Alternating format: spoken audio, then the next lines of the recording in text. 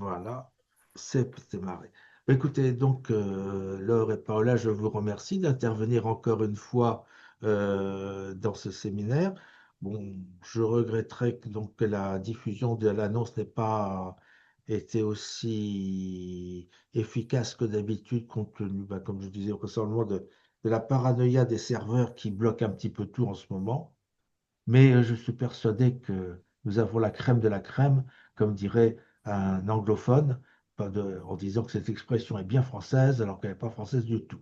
Mais ça, c'est simplement pour me faire plaisir que je disais ça. Et je vais donc vous passer la parole à toutes les deux. Euh, Vous avez l'habitude, donc pas nécessaire Bah, d'expliquer. merci beaucoup Thierry de votre invitation. On est ravis de se retrouver à nouveau chez vous puisque c'est toujours des grands moments de réflexion et de simulation, donc on est ravis à chaque fois d'avoir l'occasion d'intervenir. Et puis merci à tout le monde qui est venu nous écouter pour l'intérêt pour le sujet. Donc, on vous parle aujourd'hui de quelque chose qui alimente un peu le brouhaha de la conversation sur la place que prend la Chine dans la scène internationale, dans l'industrie mondiale et de manière générale, la manière dont la Chine s'impose comme un acteur qui émet ou crée des normes qui se diffuse après dans tous les mécanismes d'économie mondiale. Alors, il y a un sujet sur lequel on travaille avec Paola depuis quelques années, je travaille personnellement dans les normes chinoises et on va regarder aujourd'hui la combinaison de ce discours sur les normes chinoises avec la réception qu'on y voit dans les marchés africains, qui sont des marchés où évidemment la Chine est très active depuis quelques années. Peut-être quelques mots pour nous présenter l'une et l'autre. Donc, moi, je suis avocat de profession. Je travaille avec une spécialisation dans les domaines industriels et en particulier sur les projets d'infrastructure et d'industriels. Et j'ai eu l'occasion de travailler en Chine dans ce domaine-là. Et je continue de travailler sur certains projets en lien avec la Chine et puis d'observer de manière générale l'émergence industrielle de la Chine. Paula, peut-être quelques mots. Tu es en mute, Paula. Moi, je suis chercheuse indépendante affiliée au Center for Asian Studies à l'Université du Ghana. Et maintenant, je suis basée en Chine. Voilà. Voilà. Donc, on va pas s'attarder trop longtemps sur le plan de la présentation, mais on va simplement, pour résumer le contenu de la présentation, faire un premier rappel sur la notion de norme et la manière dont cette notion s'est insurgée dans une conversation était technique au début et devenue géopolitique après.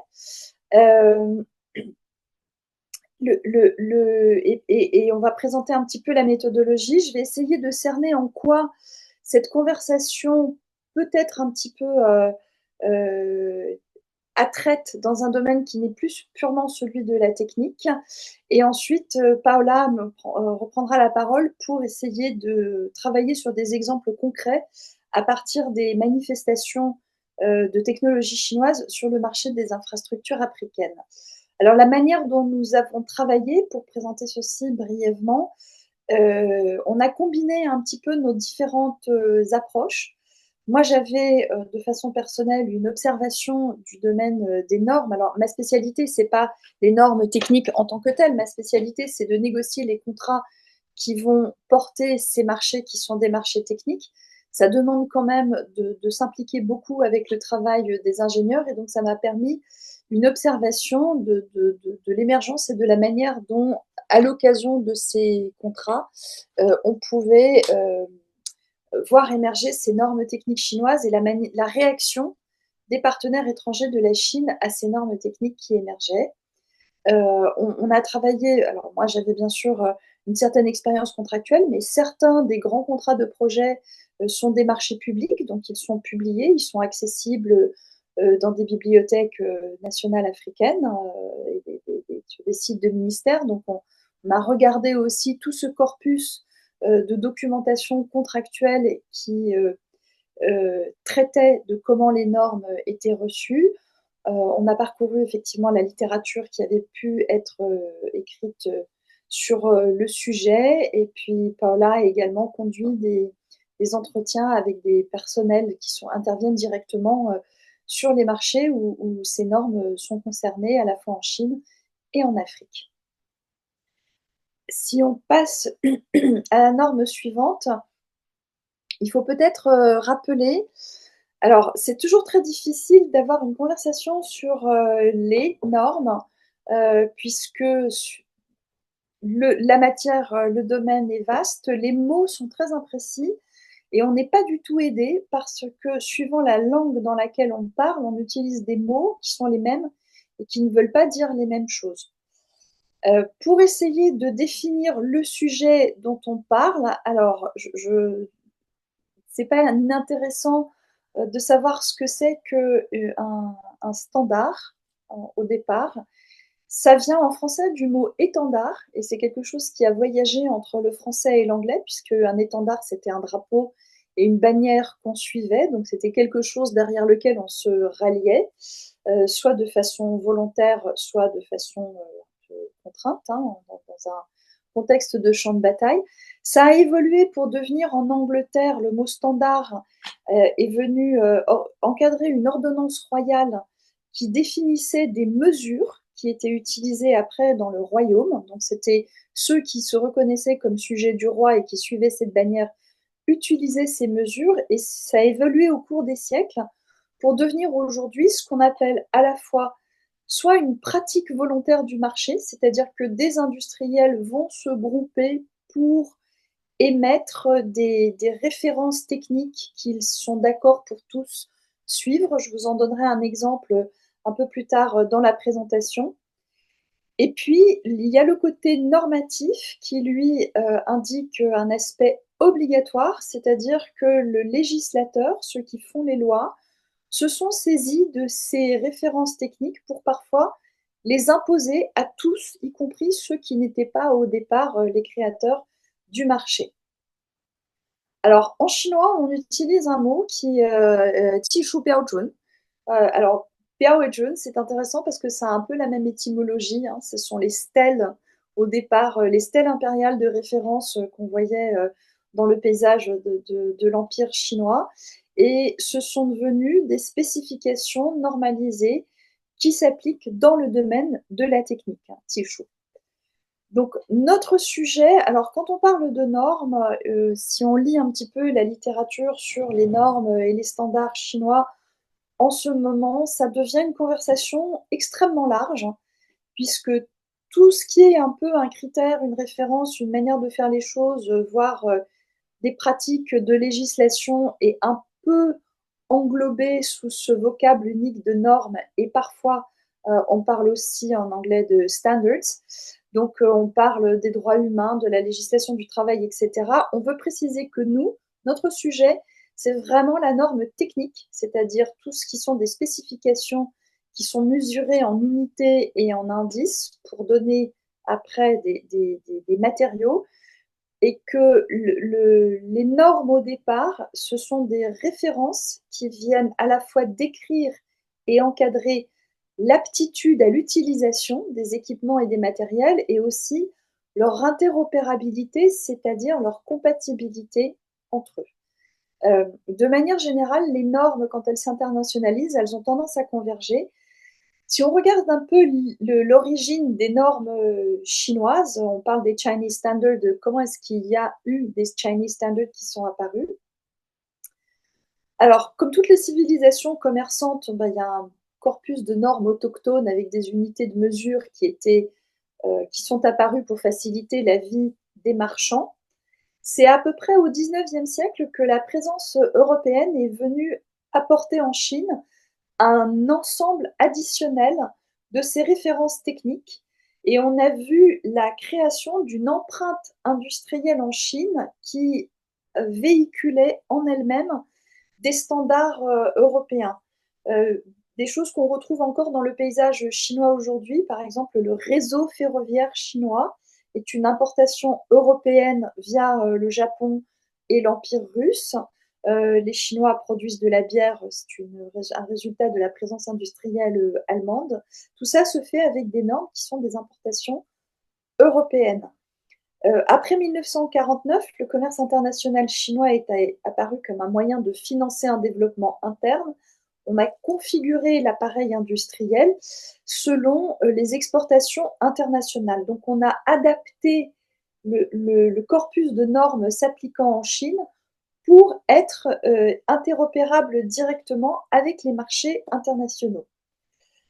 À partir de 78, ce mouvement s'est accéléré puisque les capacités domestiques de production se sont accélérées, avec cette fois la différence qu'il y a eu une très grande vague d'implantation d'usines étrangères bienvenues, hein, puisque c'était la politique d'ouverture d'abord sur des zones franches, puis après à grande échelle.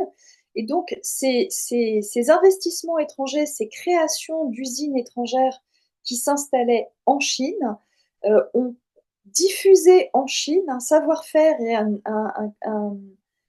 tout un corps de références normatives, de standards techniques qui venaient des normes occidentales, puisque les usines chinoises étaient construites en réplication absolue des usines des investisseurs industriels en Europe. C'est là où on a commencé à voir les officiels, le législateur officiel chinois venir réglementer toutes ces références techniques qui apparaissaient et qui étaient présentes en Chine, et qu'on a créé véritablement ce qu'on appelle aujourd'hui de façon très courante les guobiao. Donc l'expression consacrée en anglais c'est GB pour guobiao. Et ce sont tous les standards techniques, la bibliothèque de standards techniques. Il y en a dans absolument tous les domaines de l'industrie chinoise et qui sont au départ le recopiage en chinois des normes importées des Européens ou héritées de l'histoire récente de la Chine. À partir de Xi Jinping et l'ère du fabriqué en Chine, il va y avoir en Chine non seulement de la fabrication, mais de l'innovation et donc la création de nouvelles références, de nouvelles descriptions. Et les régulateurs chinois vont continuer ce modèle du guobiao pour continuer à décrire cette fois-ci les nouveaux standards qui étaient issus de l'activité industrielle innovative chinoise. Et puis la combinaison de cette existence de corpus, qui est donc un agglomérat d'héritage, de traduction et d'innovation, est venue s'intégrer dans des biens dont l'attractivité principale était dans le prix et le fait que c'était des biens qui étaient commercialisés par les Chinois ou des infrastructures à des prix abordables, ce qui a favorisé l'exportation de ces biens et pour l'exportation, la négociation de contrats avec comme référence ces fameux référentiels guobiao chinois. Donc, si vous retenez une chose de ce que je viens de vous dire, c'est le fait que les standards chinois, c'est un composite d'un héritage et d'une innovation proprement chinoise. Je voudrais juste qu'on soit bien clair sur ce que c'est qu'un standard, parce qu'il y a énormément de confusion. J'entends dire très souvent que quand on a le standard, on peut imposer ces standards aux autres et donc ça donne un monopole et un avantage compétitif. Je ne sais pas si c'est quelque chose avec lequel vous êtes les uns et les autres familiers, mais il est peut-être utile de rappeler, et dites-moi si vous voulez que je passe rapidement parce que vous êtes tout à fait clair sur ces notions, que les standards ne sont pas la même chose que des droits de propriété intellectuelle. Les droits de propriété intellectuelle, c'est ce qu'on appelle couramment les brevets, les licences. Ce sont des droits personnels, c'est-à-dire qu'il y a une personne, une entité qui est titulaire de ce droit. ça peut être Apple, ça peut être d'autres sociétés, et qui ont un droit de monopole, c'est-à-dire que ça vient décrire une technologie qu'ils sont les seuls à avoir le droit d'utiliser. Donc vous avez un brevet, vous déposez un brevet, et pendant 20 ans, personne d'autre que vous n'a le droit d'utiliser cette technologie pour produire des biens ou pour construire des infrastructures. C'est pas du tout la même chose que les standards.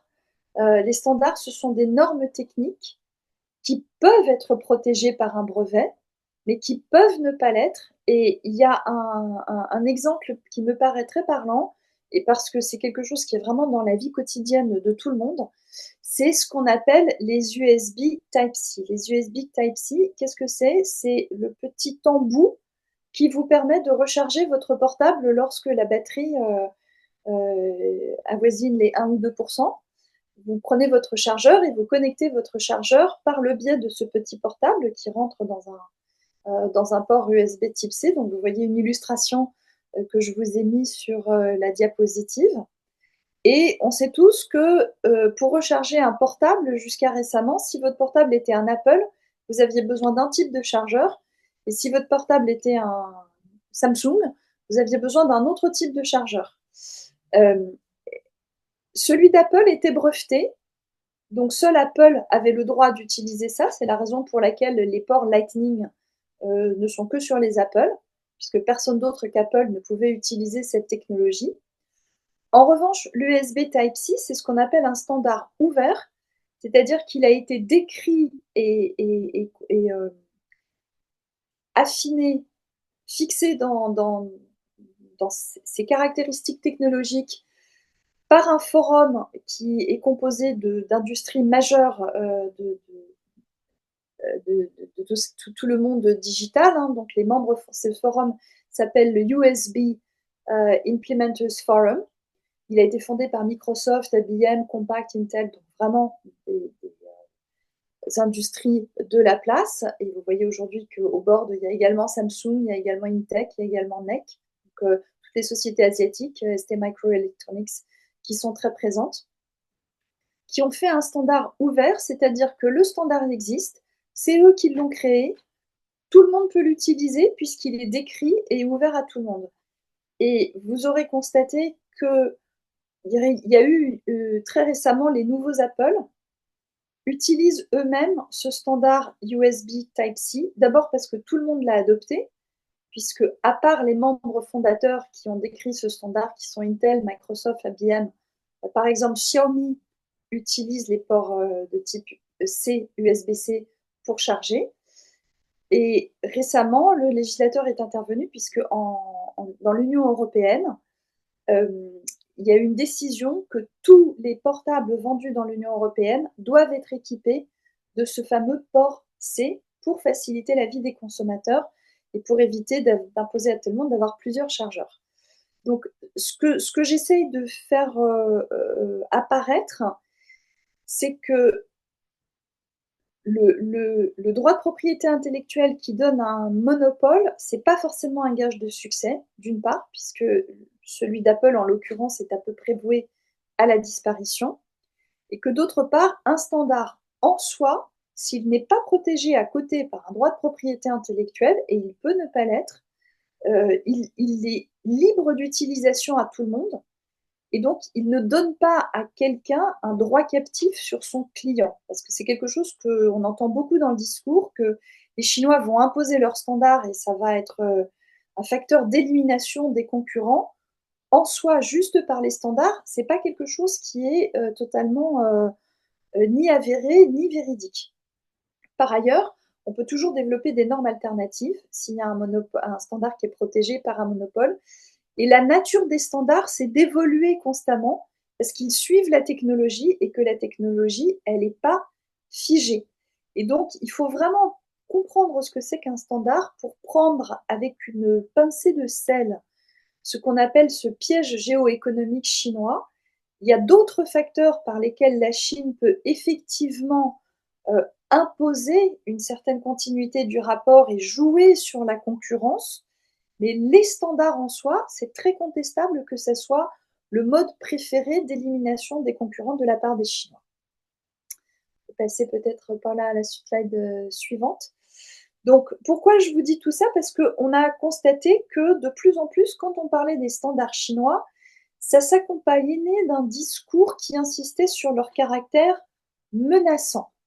Et que c'était avec l'émergence de la Chine en tant qu'acteur mondial que ces publications, ce discours et ce type d'analyse s'étaient un petit peu popularisés. Ce qui est intéressant, c'est que les normes chinoises attirent l'attention des entreprises occidentales, pas seulement sur le marché étranger. Il y a deux raisons pour lesquelles les entreprises occidentales sont obligées de travailler en ayant ces fameux Guobiao en tête.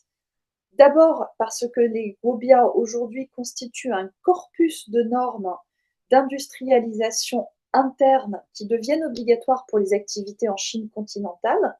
Mais à nouveau, rappelez-vous que les Guobiao, pour beaucoup, au départ, c'était juste une traduction des normes européennes. Et puis, il y a aussi le fait que de plus en plus, les Guobiao deviennent la traduction d'innovations qui sont des innovations chinoises.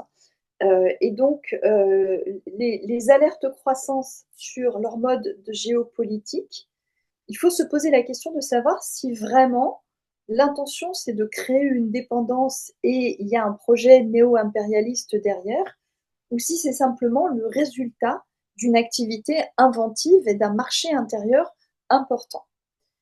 Peut-être la slide suivante. Alors, ce qui est intéressant, on a trouvé avec Paula la dernière couverture de The Economist. Vous constaterez avec moi que elle est quand même parlante dans la perception générale qu'on peut avoir de la Chine et de l'influence de son industrialisation et de ses capacités industrielles. À nouveau, ça nous paraît une prise de conscience tardive et un petit peu alarmiste. Il faut quand même se rappeler que l'industrialisation de la Chine, ça a été vu pendant à peu près 40 ans par les industriels occidentaux comme un fournisseur commode avec une main-d'œuvre peu coûteuse et que le fait de fabriquer en Chine, qui induisait en soi une dépendance croissante à la production chinoise, n'a pas tout de suite suscité des réactions alors qu'elle s'accompagnait de dommages sociaux dans les pays européens et occidentaux d'origine. C'est plutôt à partir des années 2010 et avec l'arrivée au pouvoir de Xi Jinping et une attitude plus alternative de la Chine que des signaux d'alerte ont commencé à venir. D'abord parce qu'elle est devenue autosuffisante sur son marché intérieur et donc il y a eu une réduction des importations occidentales.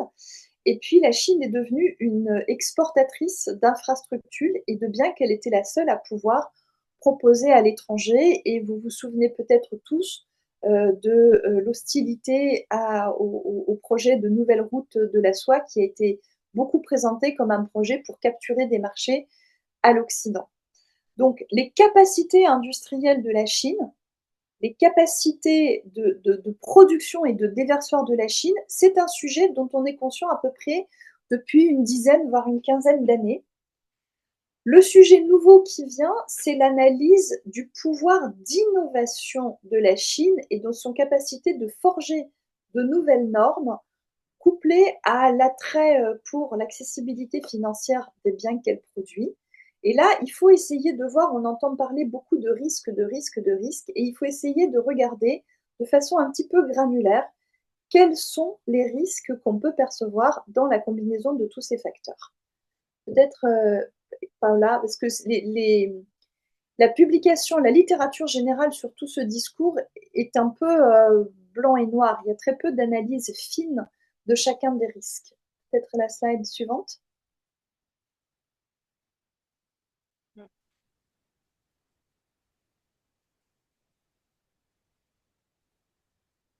Ah, je vois la souris qui se balade. Ok, oui. Alors oui, je vais prendre la parole. Alors oui, donc il faut effectivement, comme disait Laure, analyser ces risques Et ça veut dire que on prend la position de pays investisseurs qui construit des infrastructures.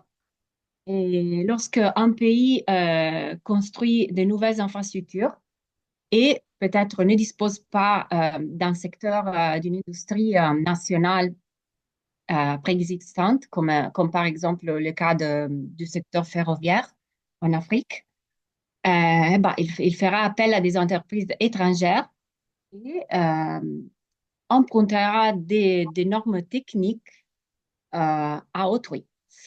Et avec l'or, on a identifié des différents types d'infrastructures, parce que c'est pas tout la même chose, auxquels sont connectés des différents types de risques. Euh, donc, on identifie des infrastructures physiques, ce qui pourrait être une route ou un pont, donc plutôt traditionnel. Dans ces cas-là, les risques est plutôt un risque de qualité. Donc, les risques quand on choisit un certain ensemble de standards, c'est un risque, par exemple, de dépassement des coûts ou de faillance, ou bien de maintenance qui, au début, on n'avait pas prévu. Mais par exemple, avec ce type d'infrastructure physique, on n'a pas un risque, par exemple, de dépendance, c'est-à-dire un risque de dépendance de lock-in, comme on dit en anglais, par les fournisseurs, d'être dépendant d'un fournisseur. Ces risques-là, ça existe beaucoup plus quand on parle de construction de chemins de fer ou des ports. Après, et ça, c'est qu'on appelle cyberphysique, infrastructure cyberphysique. Là, le risque, c'est la dépendance.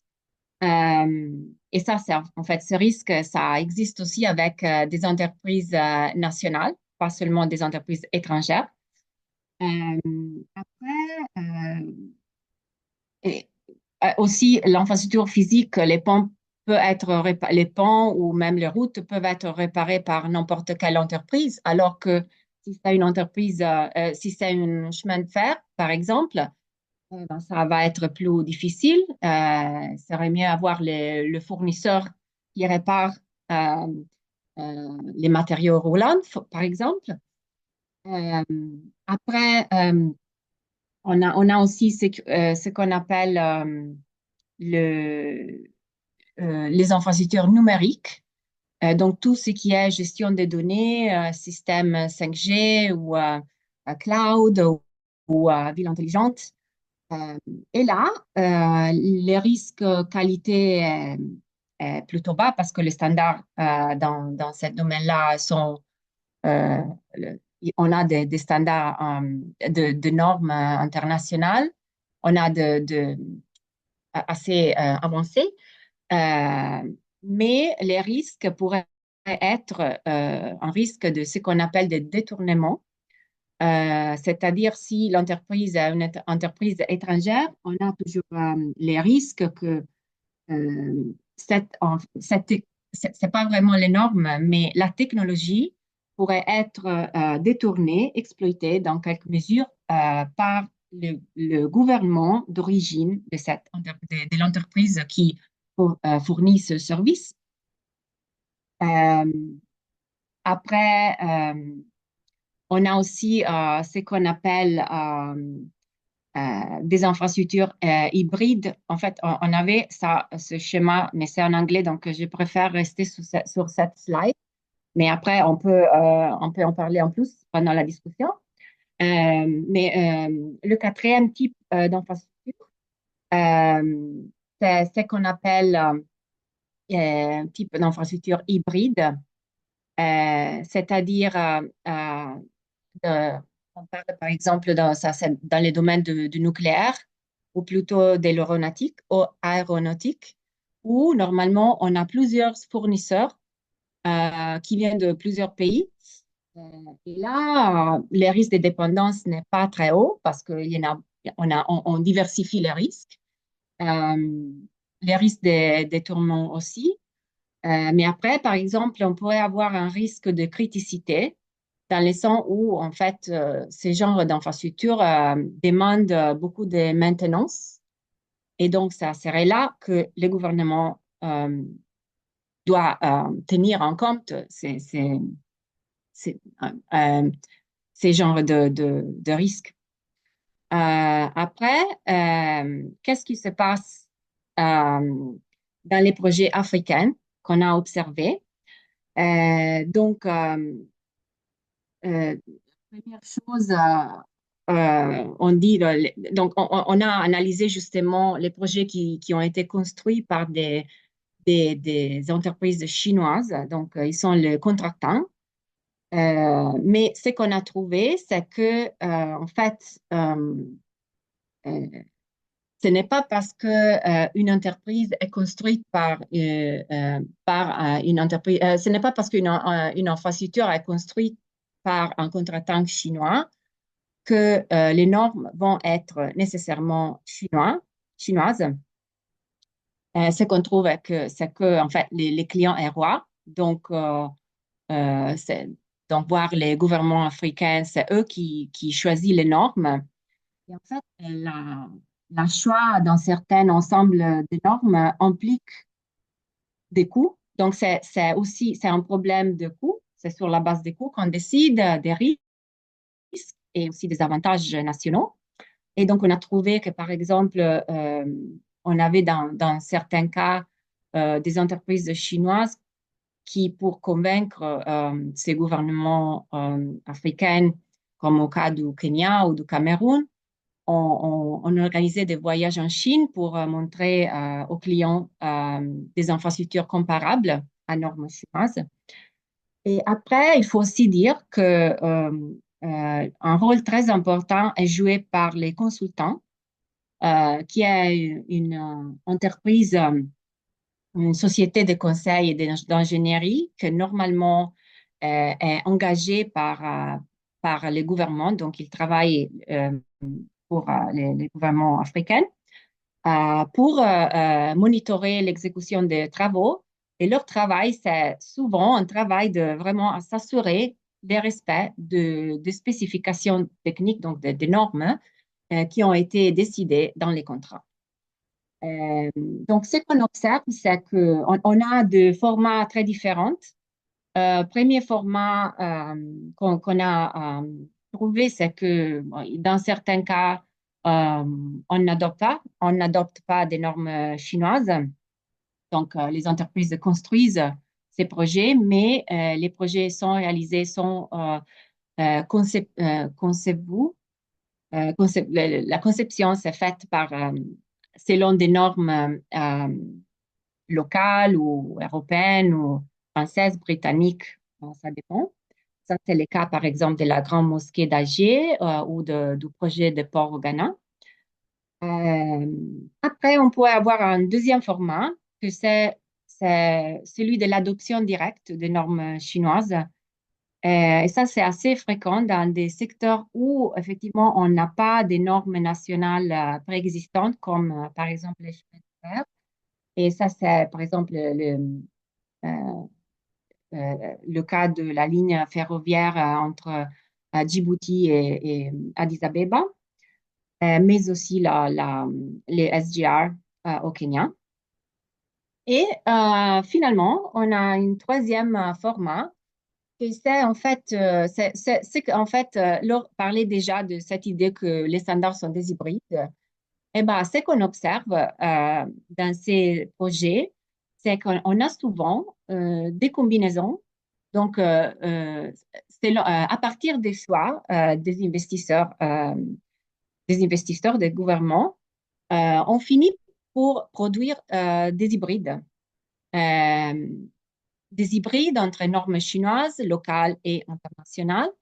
Euh, en approche, le meilleur de demande. C'est le cas du projet Simandou au Guinée, où on a dans les contrats des clauses qui disent que le projet va être construit selon des normes chinoises, mais seulement quand elles ne sont pas inférieures.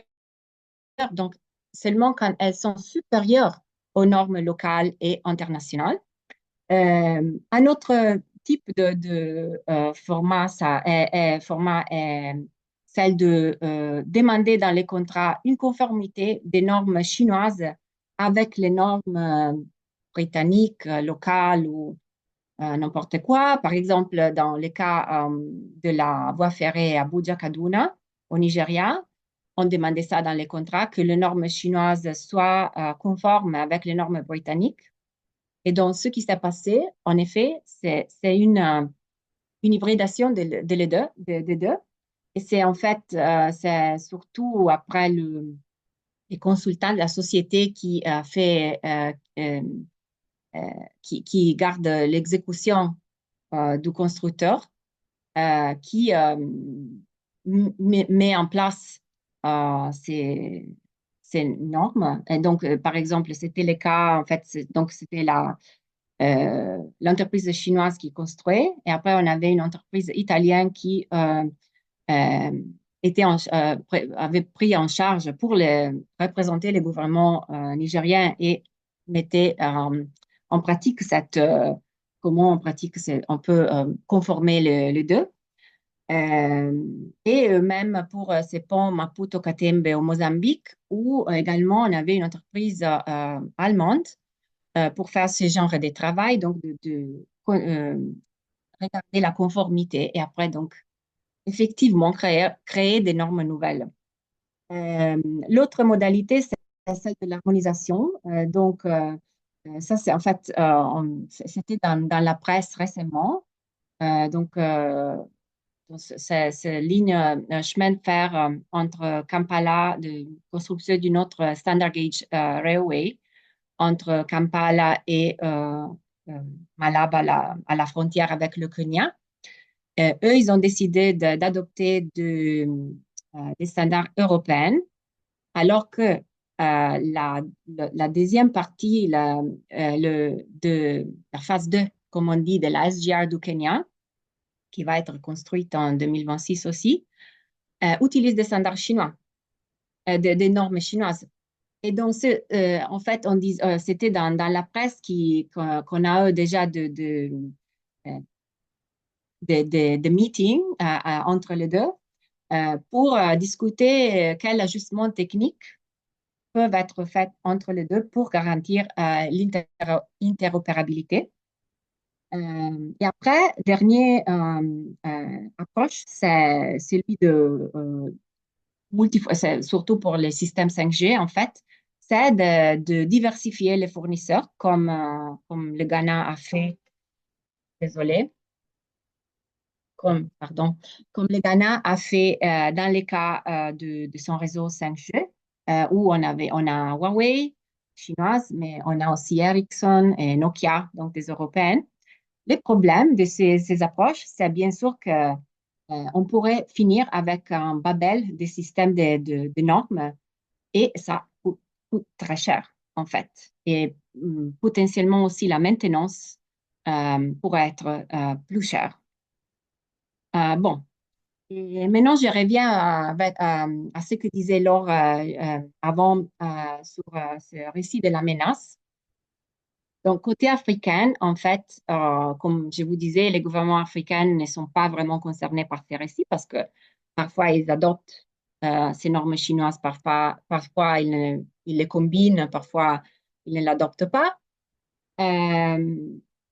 Non, c'est l'adoption de cette norme dans les médias et dans les discours publics est surtout débattue en lien avec d'autres sujets, comme par exemple la viabilité financière ou la dette, comme dans l'exemple du débat au Kenya euh, sur extender la voie métrique existante plutôt que adopter euh, les normes chinoises et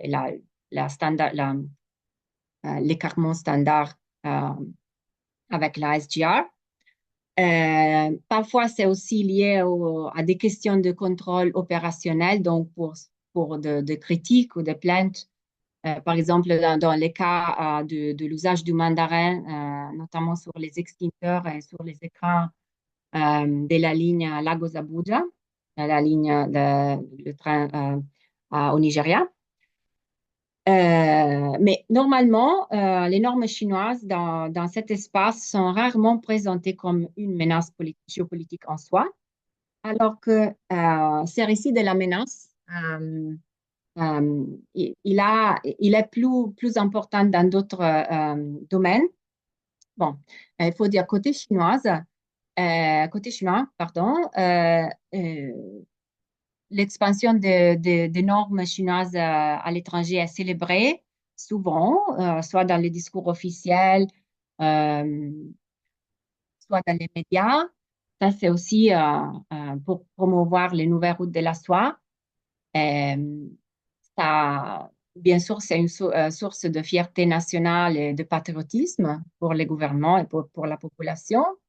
Et peut-être c'est aussi un moyen pour les gouvernements chinois de faire une promotion culturelle de ces entreprises parce qu'une fois qu'il y a plus de gens à l'étranger qui opèrent selon les standards, les normes chinoises, ça va être facile pour d'autres entreprises chinoises d'internationaliser. Donc ça, c'est assez normal, je trouve. Après, côté occidental, par contre, vraiment, on relève une tendance à considérer les normes chinoises en tant qu'une arme géopolitique. Ça est aussi souvent parce que peut-être les gens qui en parlent ne sont pas des experts techniques.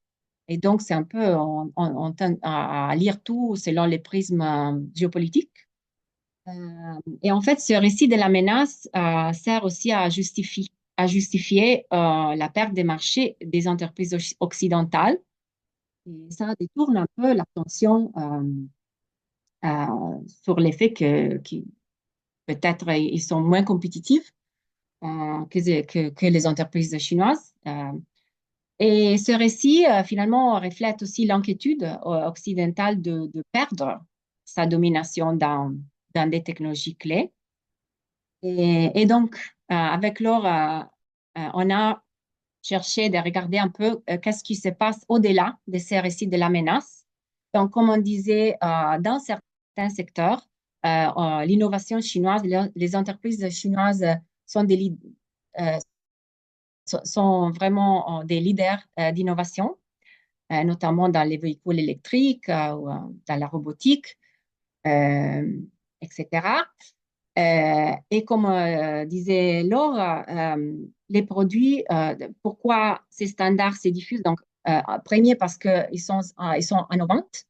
Et deuxième, parce ils sont abordables, ils sont compétitifs, soit qu'ils soient un produit ou une infrastructure.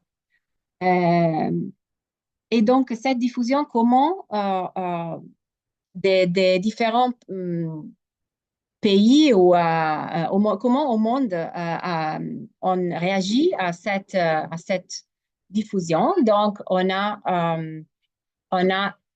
les protectionnismes. Ça, c'est le cas américain. Donc, on pourrait avoir une rivalité pour. Donc, on ne laisse pas, on met de tarifs très hauts et on ne laisse pas passer les voitures chinoises électriques, par exemple. Et ça, c'est quelque chose que seulement les grands concurrents peuvent faire. Et long terme, on n'est pas sûr que ça soit soutenable parce que euh, ça devient aussi, après, on pourrait avoir aussi, on a aussi de tit for tat. Donc, on a des restrictions à l'importation de l'autre côté, comme on a vu dans la guerre tarifaire. On a aussi, comme on disait, on a des gens qui ont décidé d'intégrer, d'adopter ces normes chinoises.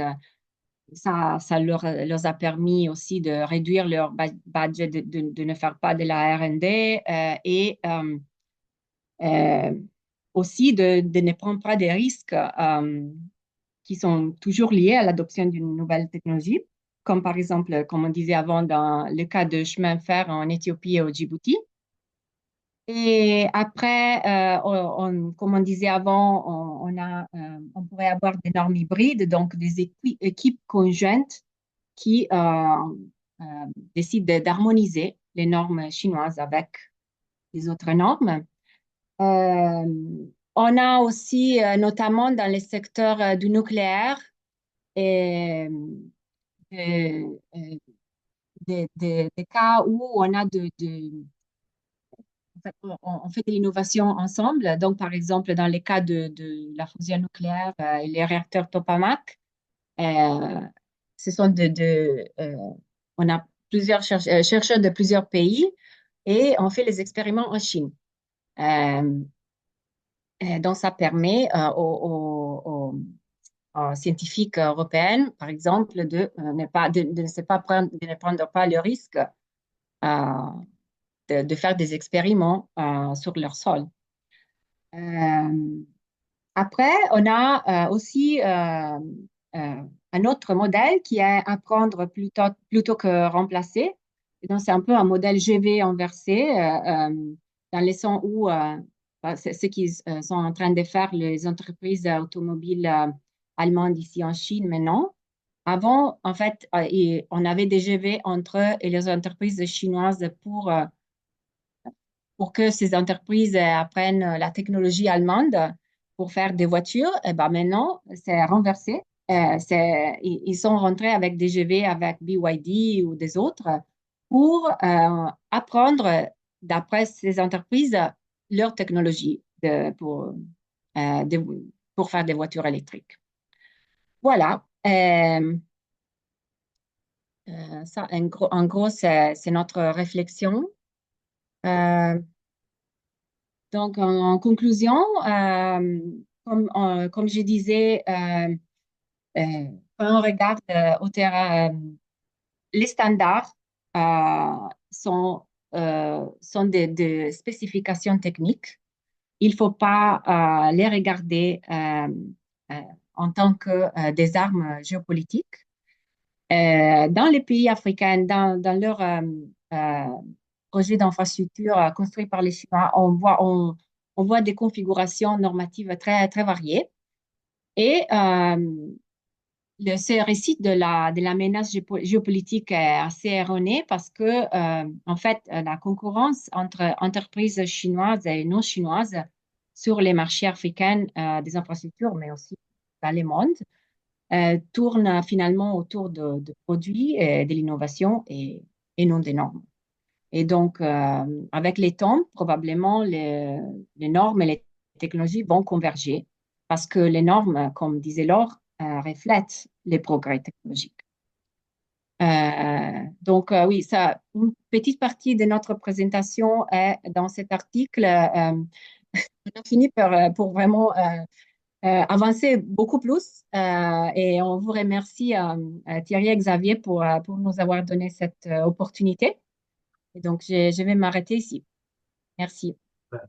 C'est nous qui vous remercions. Comme à chaque fois, bon, vous nous forcez à réfléchir. C'est très embêtant. Euh, ce que je constate aussi, c'est l'évolution de votre pensée. Alors, vous nous forcez également à évoluer un peu. C'est toujours intéressant, voire passionnant d'ailleurs. Euh, D'où la difficulté que j'ai effectivement à m'exprimer pour essayer de dire quelque chose qui ne soit pas trop stupide par rapport à tout ce que vous avez dit. Euh, Il y a des moments, j'étais 100% d'accord, puis il y a des moments, j'avais des doutes.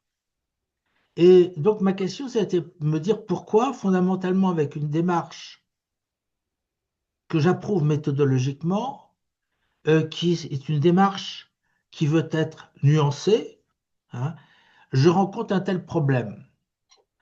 Alors je crois que j'ai trouvé l'idée, c'est qu'en fait, derrière tout ce que vous avez fait, il n'y a pas une dimension qui a été prise en compte, c'est la dimension des successions d'époques. En ce sens que sur les 25 dernières années de présence de ses présences chinoises en Afrique, la Chine a passé par différentes étapes. Et donc, la place qu'a pu prendre le débat sur les techniques a pu changer. Et ses réactions à elle, comme aux autres, ont pu changer. Alors, ce qui a fait clic chez moi, c'est à propos de la mosquée d'Alger. Alors, il est évident que la mosquée d'Alger, les prises électriques ont été commandées en France, etc. C'était le même problème pour l'autoroute Est-Ouest, où ils avaient fait la traduction de 700 bouquins techniques français pour répondre aux exigences algériennes. Mais ça se passe dans une période très en amont. Alors qu'aujourd'hui, on ne voit plus de réaction de ce type. Il y avait un processus d'apprentissage à l'époque qui faisait que les normes étrangères devaient être, d'une part, ce que comprenaient les pays clients et dont l'apprentissage était nécessaire à la Chine.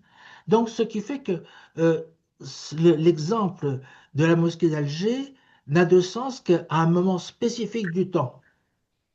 Et je pense de ce fait que ça a besoin d'être, cette remise en perspective temporelle, hein, doit s'imposer à chaque fois qu'on essaie d'évaluer pour le pourquoi d'un contrat, hein, indépendamment du fait que le pays peut avoir des volontés. Il est évident que la Chine d'aujourd'hui, quand elle arrive dans ses bagages devant un gouvernement africain pour signer un contrat, elle a tout un poids d'expérience qu'elle n'avait pas il y a 25 ans.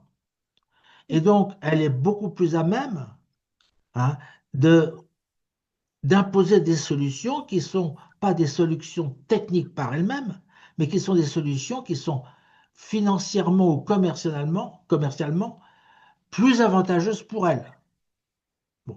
Et donc, pour que ce soit plus avantageux, éventuellement, ça sera reproduire ce qu'ils font plutôt que de fabriquer quelque chose avec des spécifications différentes qui exigeront éventuellement la création d'une ligne de production qui n'existait pas. Alors là, ça m'a amené à un autre truc, c'est l'histoire du TGV. Alors effectivement, et ça, c'est la remarque, elle date de loin, puisque c'était Claude Brett qui nous avait parlé de la norme Manchot à propos des trains chinois. Et cette norme Manchot, bah, elle a été imposée en Guinée. Elle- mais là, que ça soit ça ou autre chose, ça n'a aucune importance, puisque c'était une ligne à usage unique. Bon. Mais c'est aussi au Kenya, hein. Mais au Kenya, il y avait un argument qui avait été donné, c'est qu'il n'avait pas de ligne de fabrication de TGV aux normes, je veux dire, européennes ou internationales. Or, maintenant, ce qu'on vient de voir, c'est que l'Autriche s'est dotée de TGV qui vont fonctionner sur des lignes européennes. Donc, il y a forcément eu une fabrication spécifique pour y répondre. Parce que quand les TGV chinois sont beaucoup plus larges, hein, que les TGV européens. Donc, derrière ça, si vous voulez, vous voyez le problème. Et là, on va retomber dans des problèmes de commerce, hein. Si vous avez construit des gares pour des trains larges, vous ne pouvez pas les changer pour des trains légers, étroits, sauf à refaire les gares. Donc, effectivement, il y a une dépendance qui peut se créer hein, par le choix. Bon. Alors, donc, tout ça, je pense aussi, ça mérite. Il est évident que lorsque le contrat kényan a été signé, la Chine pouvait être à un stade particulier de son développement de l'industrie ferroviaire et qu'aujourd'hui, elle soit passée à un autre stade où ça ne pose plus éventuellement de problème de fabriquer des trains plus étroits, hein. Donc, tous ces éléments-là méritent, ne peuvent difficilement à première vue être mis ensemble et doivent être pris en considération. On doit prendre le moment du temps pour le prendre en considération. Alors, pour revenir aussi sur l'aspect géopolitique, bon, là, les critiques occidentales, bon, d'accord, ça vous lève. Mais les Chinois, de leur côté, ils ne se sont pas privés, hein. Et depuis le début, vous avez fait allusion au port de Kribi. Le port de Kribi, euh, la négociation des voies. Alors, d'abord, il faut se rappeler que le port de Kribi, s'ils sont allés chercher l'entreprise chinoise, c'est à la demande de Bolloré. hein. Donc Bolloré savait vers qui il se tournait, puisqu'ils avaient déjà travaillé ensemble.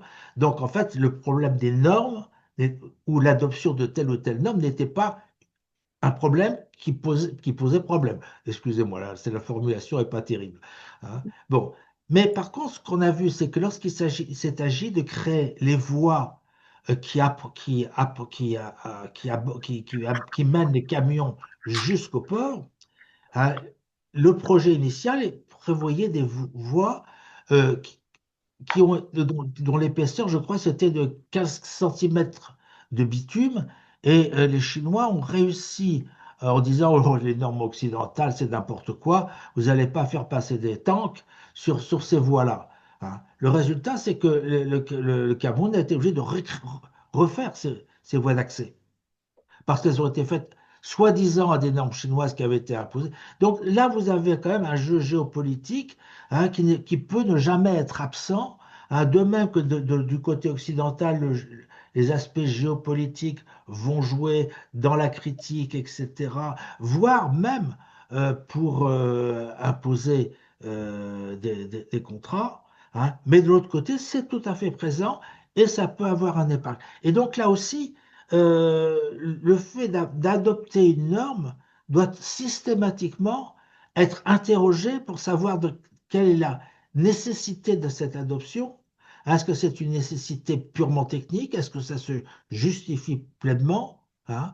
Ou est-ce que c'est le résultat d'un lobbying? Donc vous avez toute une série d'éléments, mais de même aussi à propos de l'aéronautique. Diversification des fournisseurs. Oui, mais il suffit qu'il y ait un fournisseur qui bloque à la demande, entre autres, des États-Unis pour que la fourniture de telle ou telle pièce fondamentale pour les avions chinois n'arrive plus en Chine et qu'ils ne vont pas pouvoir remplacer, hein. Il suffit déjà de voir les difficultés que nous rencontrons, nous, à gérer le, le bon fonctionnement de tous nos moteurs ou de toutes les pièces sensibles et que nous dépendons en partie des États-Unis.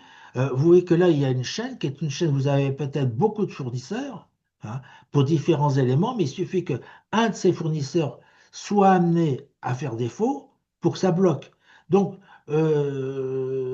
disons que je ne suis pas sûr que l'exemple que vous aviez pris pour l'aéronautique soit le plus pertinent à l'heure actuelle, d'autant plus qu'on voit quand même que les fournisseurs potentiels, le cercle tend à se résoudre. Donc, en fait, euh, je suis, votre volonté tout à fait réelle et que je suis parfaitement de nuance, finalement, elle arrive indirectement à souligner qu'il faut encore qu'on soit encore plus nuancé.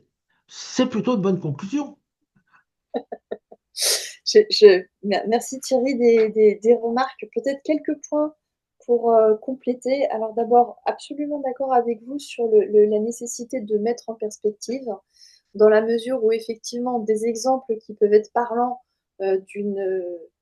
d'une position géopolitique ou d'un équilibre des rapports de discussion du contrat à une époque euh, peuvent ne pas se reproduire 10 ans plus tard parce que l'un s'est enrichi, l'autre s'est appauvri. Entre-temps, les normes ont évolué. Donc, effectivement, vous avez raison de souligner la nécessité peut-être de dater les exemples de manière à les inscrire dans une temporalité par rapport au discours.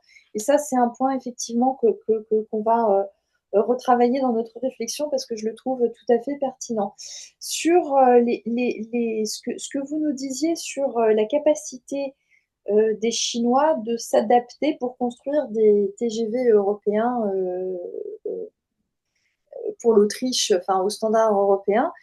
J'ai envie de dire que vous apportez de l'eau à notre moulin parce que précisément ce qu'on est en train d'essayer de démontrer, c'est bien le fait que le sujet n'est pas la technicité du standard Oui. et la Comme je référence. te dis, oui.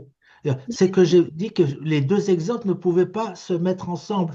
Et c'était renforcer le fait de la temporalité, hein, Tout à la fait. nécessité de... C'est bien le fait que, en réalité, nous, ce qu'on essaye de débusquer comme alors soit c'est une erreur, soit c'est une confusion volontairement entretenue dans certains discours, je ne sais pas, mais en tout cas, le standard qui est en soi une référence technique, il n'est pas par nature forcément synonyme de captivité. C'est pas parce que on fait construire par des Chinois qu'on aura forcément des standards chinois. Comme l'a dit Paola, c'est une négociation où le client peut dire je vous veux vous, mais pour d'autres standards. Et puis le facteur qui est derrière, et on en avait déjà parlé dans d'autres ateliers, c'est vraiment le facteur de la capacité financière de l'industriel, non seulement pour sa propre production, non seulement pour financer des innovations qu'il faut que les nouveaux standards sont plus attractifs parce qu'ils traduisent une technologie plus récente que tout le monde veut et qui est supposément meilleure, et aussi parce que de cette assise financière va lui donner la capacité d'aider son client dans l'acquisition de sa propre technologie, puisqu'il va mettre en place, il va arriver avec sa technologie et ses banquiers sous le bras pour financer l'achat de la technologie. Donc, à nouveau, ça n'est pas la référence technique qui est en cause, c'est l'accompagnement par la puissance financière de la référence technique. Peut-être, Paula, si on peut remettre à l'écran, parce que je trouve qu'elle est utile à la discussion qu'on a avec Thierry. Nous, ce qui nous paraissait en fait intéressant de souligner, c'est la slide sur les différents types de risques en fonction des types d'infrastructures et de ce qu'on achète. Parce que c'est là où on se disait, vous avez tout à fait raison Thierry, plus on est précis, plus on a envie d'être encore plus précis. C'était la numéro 7, je crois. Si je peux vous demander de la projeter. La slide où Paula vous expliquait que... Ah, mince, ça a disparu. Paula nous expliquait que c'est pas très satisfaisant de dire il y a des Chinois qui construisent, donc il y a un risque qui diffuse des standards chinois. En réalité, déjà, je voudrais qu'on s'entende sur de quel type de risque on parle, parce que suivant des infrastructures et le type d'infrastructure, on parle des infrastructures, on pourrait faire tout un exposé sur les équipements, on aura probablement encore d'autres types de risques, mais restons sur le sujet des infrastructures. Peut-être vous voulez que je partage par là s'il y a un petit problème technique. Vous êtes en mute. Vous êtes en mute. On n'entend pas le micro. Paula, je ne sais pas si tu nous entends. Tu es en mute. Et je peux pas J'arrive, pardon. Et oui, je trouve pas. En fait, c'est mon écran qui est un peu. OK. Celui-ci ou le. Ça doit être celle-là, non?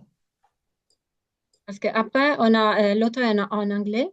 Oui, oui, c'est celle-là. Non, non, c'est très bien. Pardon, Oui. j'étais en train du coup d'essayer de partager de mon côté, donc c'est celle-là. Ce qui est important peut-être, c'est d'affiner un peu le discours sur quel type de risque, quel est le risque dont on parle par rapport à l'infrastructure sur laquelle on investit.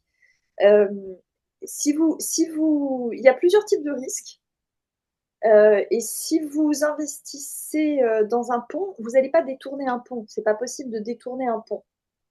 En revanche, et faire un mauvais usage d'un pont, ça demande quand même un effort d'imagination qui n'est pas à la portée de tout le monde. En revanche, détourner et faire un mauvais usage d'antennes 5G ou d'un réseau 5G qui va charrier des données qui, elles, peuvent être copiées, captées, lues, utilisées, etc., c'est relativement facile. Donc le risque n'est pas le même, le risque de détournement et de mauvaise utilisation n'est pas le même suivant que vous parlez d'un pont ou d'un réseau d'antennes 5G. Le risque de qualité, il est partout, mais pas exactement au même niveau. Vous parliez tout à l'heure des risques qui ont dû, de routes qui ont dû être reconstruites parce que des Chinois avaient plaidé pour l'adoption par le client de certains standards, c'est-à-dire qu'ils avaient convaincu manifestement, puisque c'est ce qu'a retenu le contrat, que les routes soient faites avec une certaine épaisseur, et puis finalement le bitume n'était pas suffisant, donc il a fallu les refaire parce qu'à l'usage, ça s'est avéré déficient. Ça, je dirais, c'est peut-être le plus vieux reproche qu'on fait aux standards chinois et à la technologie chinoise de manière générale, c'est-à-dire que d'un point de vue qualité, c'est très beau les 2 premiers jours et puis ça se casse très facilement.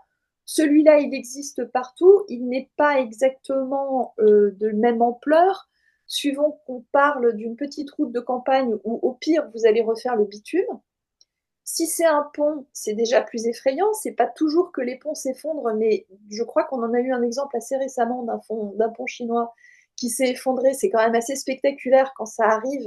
Et si c'est une centrale nucléaire, c'est encore plus dangereux. Donc, soit vous allez avoir des conséquences de coûts, soit vous allez avoir des conséquences de vie humaine. Là, c'est quand même beaucoup plus gênant. Et puis après, vous avez des risques de dépendance qui elles-mêmes peuvent trouver leur résolution d'un point de vue financier. Vous citiez le cas des gares avec des gabarits de matériel roulant. Il est évident qu'une fois que vous avez configuré vos voies ferrées et vos gares, vous devez utiliser certains matériels roulants. Effectivement, vous avez raison de rendre justice à Christian Brett pour sa contribution sur la réflexion par rapport aux technologies ferroviaires. Vous ne pourrez pas utiliser certains types de wagons dans certaines gares. On a eu en France le sujet où les quais d'une gare de banlieue parisienne avaient été mal calculés, du coup il a fallu tout refaire, ça a coûté très cher. Mais là, on a l'exemple de l'adaptabilité des industriels chinois, et ça, la réponse, à nouveau, elle n'est pas dans les standards, elle est dans la capacité financière de se doter d'une deuxième ligne de production, voire d'une usine complète de production, qui va être capable, pour vendre à des clients qui ont fait le choix de construire leur gare au gabarit anciens, européens, etc., des wagons qui vont pouvoir rentrer dans ces gares-là. Le risque de dépendance, il est donc relatif. C'est-à-dire que oui, si vous construisez une gare au standard chinois, a priori, il sera plus facile après d'y vendre des wagons qui sont eux-mêmes au standard chinois. Donc vous condamnez un peu le client à finalement n'acheter que des wagons chinois, jusqu'au jour où quelqu'un réplique la souplesse financière qu'ont eu les Chinois de se dire, en fait, moi aussi, je pourrais vendre des wagons de ce gabarit-là, il suffit que je me construise une usine capable de les sortir. Vous voyez ce que je veux dire? Parce que, Oui, donc je je suis tout pense à que fait d'accord. tout ce que vous dites est tout à fait enrichissant, et notamment, je pense, la dimension temporelle est très intéressante à intégrer. Nous, vraiment, la contribution qu'on a voulu apporter dans cet exposé, c'est de dire que on va pas pouvoir faire l'économie d'être un peu plus granulaire dans l'analyse des risques, pardon pour l'anglicisme, pour voir est-ce qu'une fois qu'on a été dans le détail de chacun de ces risques, finalement, on n'est pas euh, d'abord et avant tout dans une histoire de capacité financière, de s'adapter, parce que les standards, tout le monde peut les utiliser, ce ne sont pas des monopoles, et que le véritable enjeu, c'est si on veut dépasser le risque créé par le standard, combien ça coûte et est-ce qu'on a la capacité en tant que concurrent de le faire? Et puis après, le dernier point sur lequel je rebondis sur ce que vous dites, entièrement d'accord, et je crois, Paola, que c'était ce que vous nous aviez dit aussi, sur le fait que cette espèce de narratif sur les standards chinois arrivent, les voilà, les voilà, les voilà, ils sont sur le monde. Ils n'ont pas été en reste en Chine pour contribuer à cette petite musique. Ça, on est bien d'accord. On s'est posé avec Paola la question de savoir pourquoi ils ont contribué à tout ça. Et on se dit que c'est la slide qui est un peu plus loin que celle-ci. Non, c'est encore après. Voilà. Côté chinois, juste avant celle-ci. Voilà. Les deux petits présentateurs, là, on trouvait qu'ils étaient tout à fait dans leur rôle de promoteurs bienveillants de la standardisation chinoise à grande échelle. Euh, Effectivement, il y a un discours, le discours public en Chine est quand même assez convenu. C'est pas exactement un pays où tout le monde dit ce qui lui passe par la tête, particulièrement dans les médias, particulièrement dans ce qui se publie. Euh, donc il y a un écho intérieur à ce discours. C'est pas forcément la traduction d'une réalité, c'est un récit national auquel chacun contribue. On s'est aussi posé la question de se dire, comme Ida Ilou, c'était le grand projet de Xi Jinping, il a forcément été décliné à tous les agendas de cellules de partis à peu près partout dans le pays. Donc chacun a été obligé pour sa promotion personnelle de montrer qu'il contribuait au Ida Ilou, et ceux qui avaient en charge les standards, ça pouvait les arranger de dire qu'ils avaient personnellement contribué à diffuser les standards chinois au sein du Ida Ilou. Donc il y a quand même une question qui se pose, je pense, sur ce que ça traduit de vérité et de réalité, le fait, la manière dont les Chinois en parlent. Mais du coup, ça contribue à la perception de menace qu'on peut avoir par ailleurs. Voilà. Oui, ça. Mais je voudrais revenir sur l'histoire les aspects financiers, en reprenant à la fois le problème autrichien et le problème de Kribi. À chaque fois, il s'agit d'avoir le moindre coût. Et c'est ça qui va l'emporter. C'est certainement ce qui a l'emporter au Cameroun, en disant ça nous coûtera moins cher. Ils disent que c'est bien, donc c'est bon. Mais ça, c'était le Cameroun dans sa relation, je veux dire, à la Chine. Dans le cas de l'Autriche, c'est pas le problème de la relation de l'Autriche à la Chine, c'est la relation de l'Autriche par rapport aux producteurs européens, qui étaient plus chers. Donc, ce qui fait que le coût d'avoir une ligne spéciale de production avec des wagons à l'européenne pouvait être avalé dans le contrat parce qu'il restait moins cher que si on faisait faire ces wagons sur des lignes existantes, mettons en France ou en Allemagne. Hein.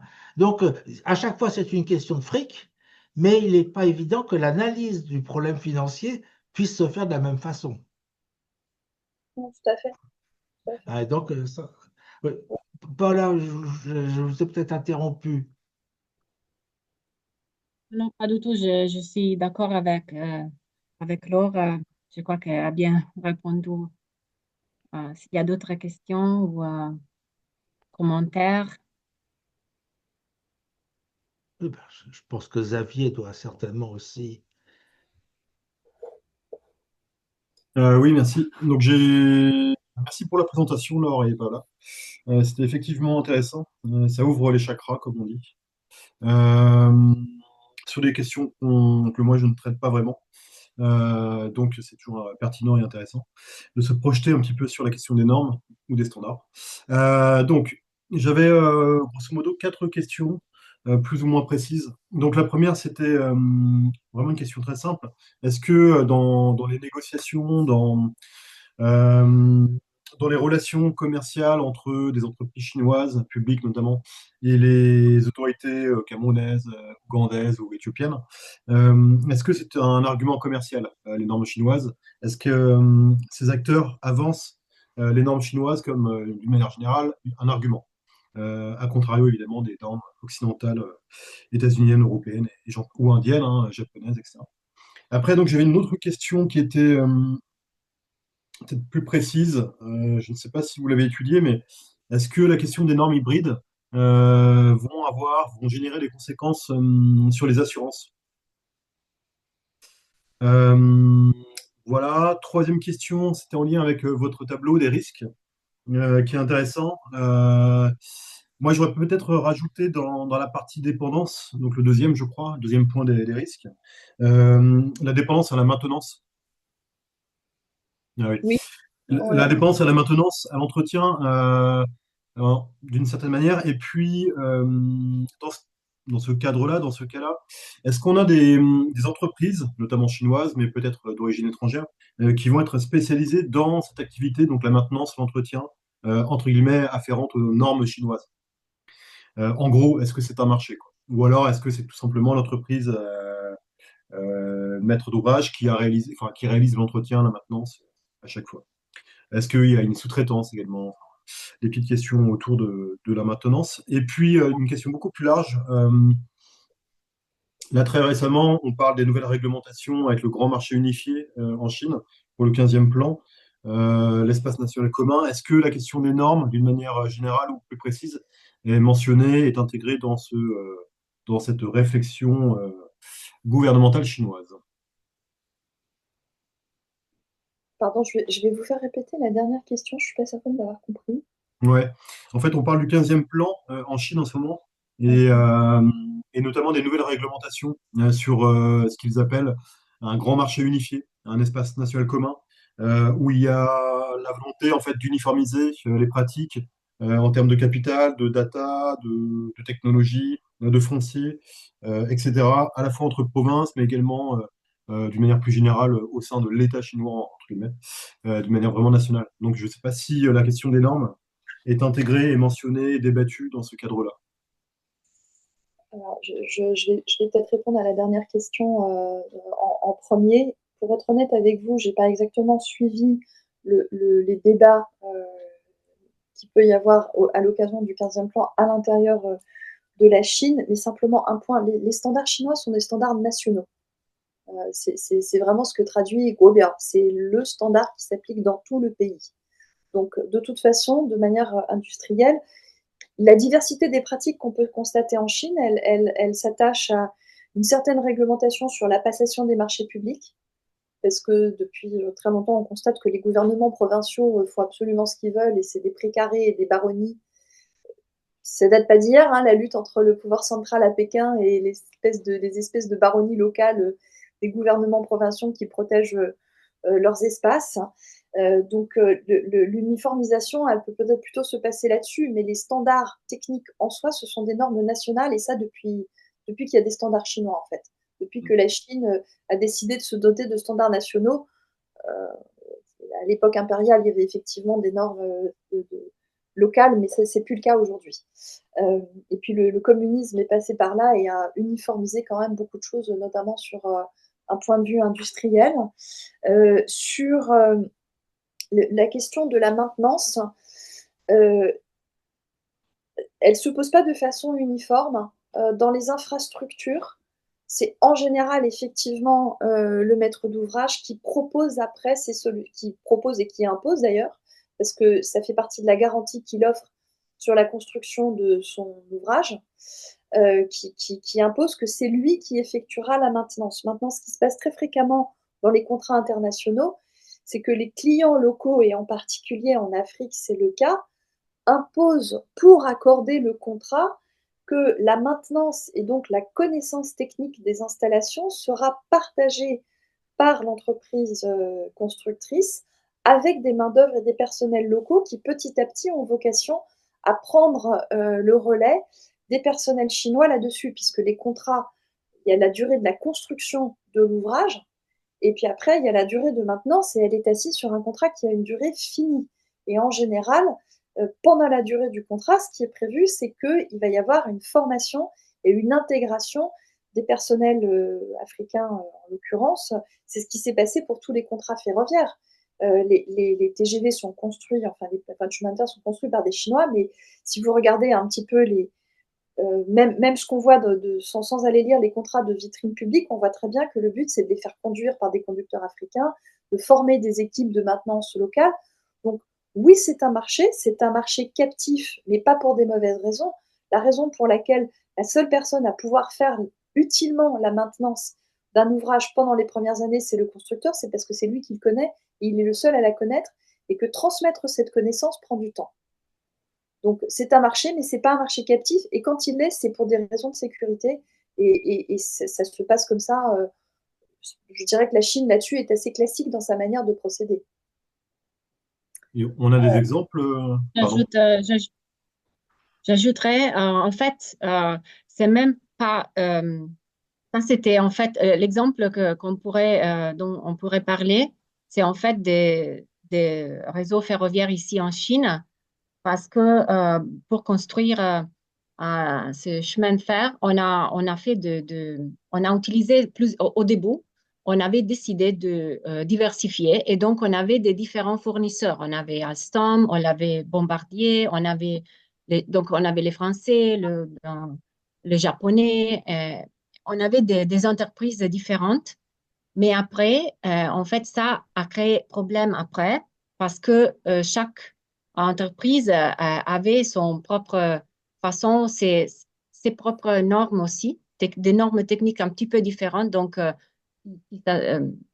à propos de la maintenance et peut-être réparation et tout ça. Et, et donc, en fait, ça encore rentre une fois encore dans ces discours de risque. Parce que l'idée, c'est que long terme, la maintenance va être faite. Je me rappelle aussi, on avait ces cas euh, comment ça s'appelle en anglais? C'était pour une épuration de l'eau. cette, cette usine, cette infrastructure au Ghana, construite par une entreprise chinoise. Après, dans les contrats, ils allaient faire la maintenance pendant 5 ans. Et puis, en fait, pendant ces premiers 5 ans, on faisait aussi beaucoup de training pour les techniciens locaux. Mais après, il était parti. Et, et donc ça, en fait, pour répondre à ta première question, Xavier, euh, cette idée que pendant les négociations, ces entreprises puissent pour l'adoption de leurs propres normes, mais je crois que c'est assez normal. Et parce que, en fait, n'importe quelle entreprise, si c'est une entreprise française, c'est plus simple pour eux de continuer à travailler selon des standards français, des normes françaises. Alors que si c'est une entreprise, après ça dépend aussi euh,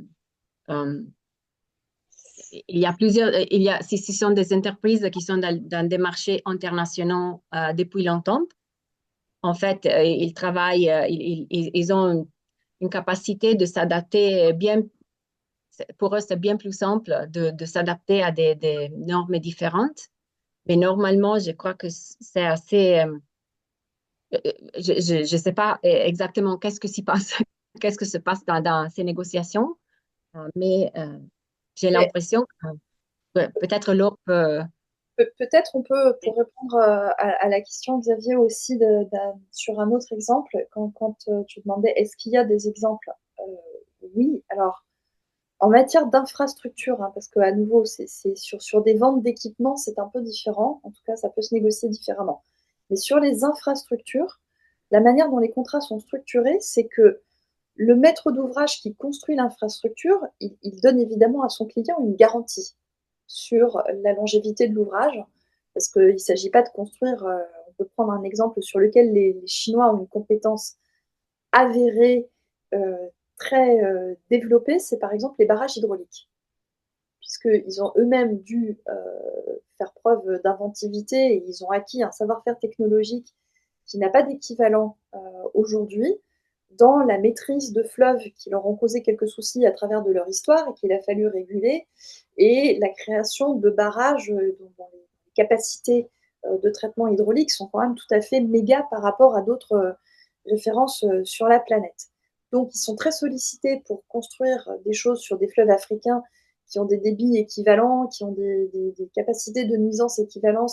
Il n'y a pas cette technicité en Europe, tout simplement parce que les industriels européens ne sont pas confrontés par leur propre géographie à ce type de problématique. On n'a pas des fleuves aussi qui ont une telle capacité de nuisance en Europe et dont on dépend de façon aussi vitale. Donc, tous les constructeurs d'infrastructures construisent une infrastructure en garantissant qu'elle tiendra 20 ans, 30 ans, 50 ans, en tout cas qu'elle ne va pas s'effondrer demain, à condition que l'entretien soit fait selon le cahier des charges que eux-mêmes, en tant que constructeurs, ils émettent pour garantir la longévité de l'ouvrage.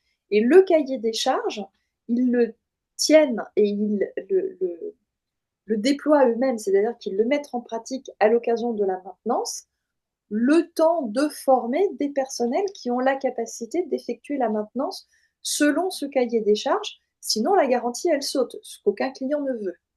Donc, c'est pas tellement même une question de captivité économique, c'est une question de sécurité de l'ouvrage et de conditions de construction. Aucun constructeur, aucun maître d'ouvrage ne va accepter de garantir un ouvrage dont la maintenance serait du jour au lendemain faite par un autre.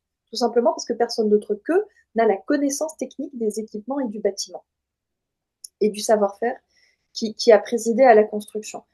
Euh, donc oui, c'est un marché, je dirais, normal. La France qui vend des sous-marins conclut des contrats de maintenance pour les sous-marins qu'elle vend, avec tous les acheteurs de sous-marins.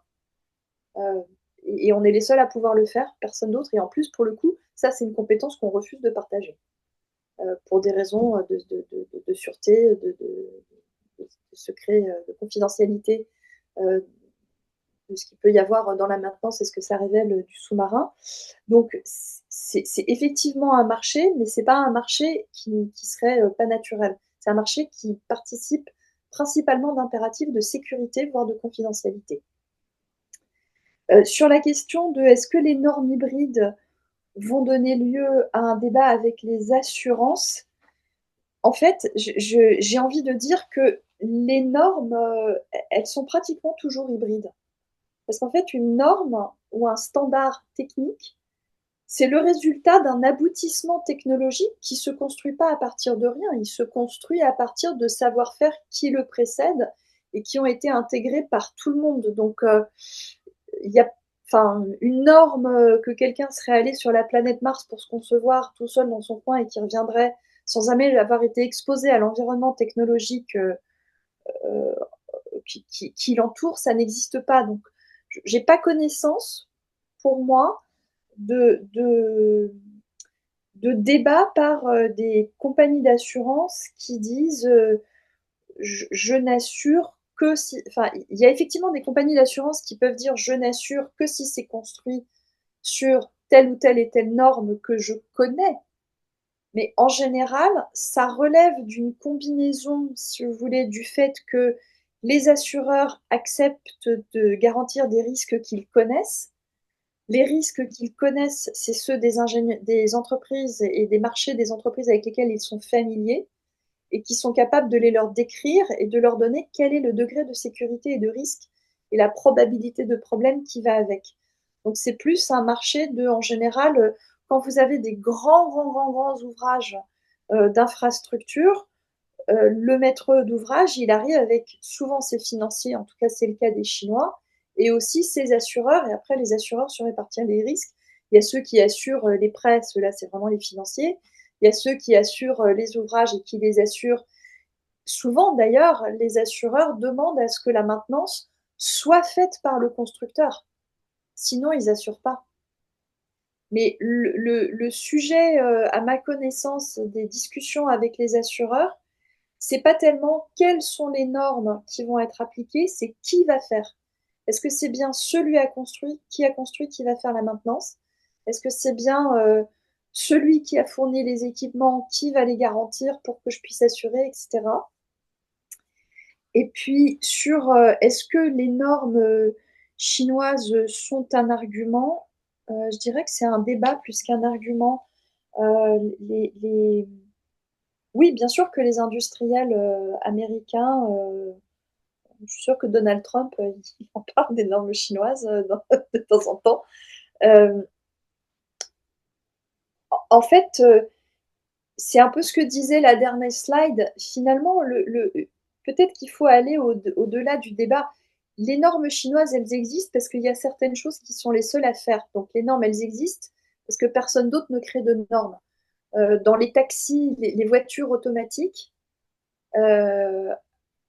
l'article de The Economist qu'on vous a cité prenait l'exemple de médicaments aussi. Dans le domaine des médicaments, ils ont fait des essais cliniques, ils ont établi des protocoles curatifs, etc., qui n'ont été créés par personne d'autre et qui n'existent nulle part ailleurs. Donc, elles existent et tout le débat, en fait, il y a deux réactions, c'est ce que montrait la slide, enfin, il y a trois grands types de réactions, c'est ce que montrait la dernière slide qu'on a partagée. C'est de dire soit on vit avec le fait que les normes chinoises existent et on les intègre et peut-être charge à nous d'innover, donc de faire maintenant la couche supérieure d'innovation, c'est-à-dire qu'en fait, on a créé le téléphone, ils ont créé le téléphone portable, aujourd'hui tout le monde a des téléphones portables après avoir eu des téléphones, à nous d'inventer la nouvelle façon de communiquer.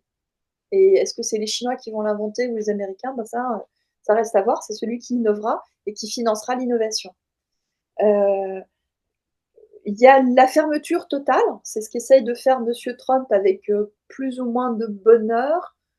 Je ne suis pas totalement convaincue qu'il arrive à rester hermétique très longtemps dans ces termes. Enfin bon, l'avenir nous le dira. Mais effectivement, avec une certaine taille de marché, on peut un temps faire du protectionnisme et résister à des normes innovantes qui viennent d'ailleurs. À condition de faire de l'innovation, il faut mettre de l'argent pour ça. Si vous ne faites pas d'innovation, à un moment donné, ça va devenir poreux parce que votre marché intérieur va vouloir ces innovations. À un moment donné, tout le monde va vouloir des voitures électriques et des voitures automatiques. Soit vos industriels ont été capables d'en proposer, soit ils n'ont pas été capables de faire ces innovations, et comme les Chinois en proposent, ça va venir dans le marché. Donc oui, c'est en débat, à nouveau, plutôt à mon avis, sur quelle est la réaction appropriée. Est-ce qu'on se ferme et on essaye de créer des contre-normes? Est-ce qu'on intègre et on fait de l'hybridation dont parlait Paola sur, sachant que les Chinois nous financent, est-ce qu'on a vraiment intérêt à refuser de se faire construire des biens par des Chinois? Est-ce qu'on ne peut pas adapter nos normes pour intégrer et créer des nouvelles normes hybrides évolutives? Et les assurances suivront à partir du moment où il y a la garantie du constructeur. Ou est-ce que on fait à l'allemande, on se dit, il y a eu un temps où c'était les Allemands qui ont appris aux Chinois à faire des voitures et ils ont fait des JV. Aujourd'hui, ces JV existent, ce sont des véhicules de communication. Est-ce que ce n'est pas le moment d'utiliser les mêmes instruments JV qu'on a financés pour que les Chinois à qui on a appris à faire des voitures nous apprennent aujourd'hui à faire des voitures électriques avec des batteries? Donc, l'optique plutôt du partage et de récupérer l'avance d'innovation qui s'est installée aujourd'hui en Chine. Comme le disait Paola, parce que le marché, la taille du marché chinois génère cette innovation. Elle est suffisamment importante pour que les Chinois soient motivés pour innover, déjà pour servir le marché chinois. Puis après, c'est l'attractivité économique des biens innovés qui va faire qu'ils se diffusent ailleurs. Je ne sais pas si j'ai répondu à vos questions, Xavier. Oui, oui. Alors, j'ai peut-être des toutes petites sous-questions ou précisions dans les questions à l'origine. En fait, j'évoquais notamment l'avenant.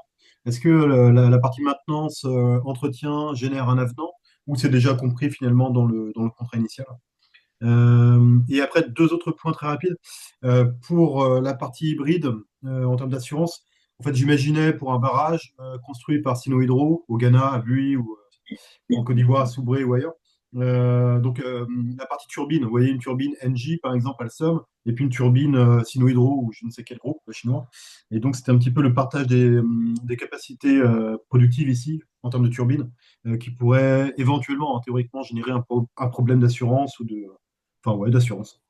Et puis le dernier point, c'était plutôt une question, une sous-question.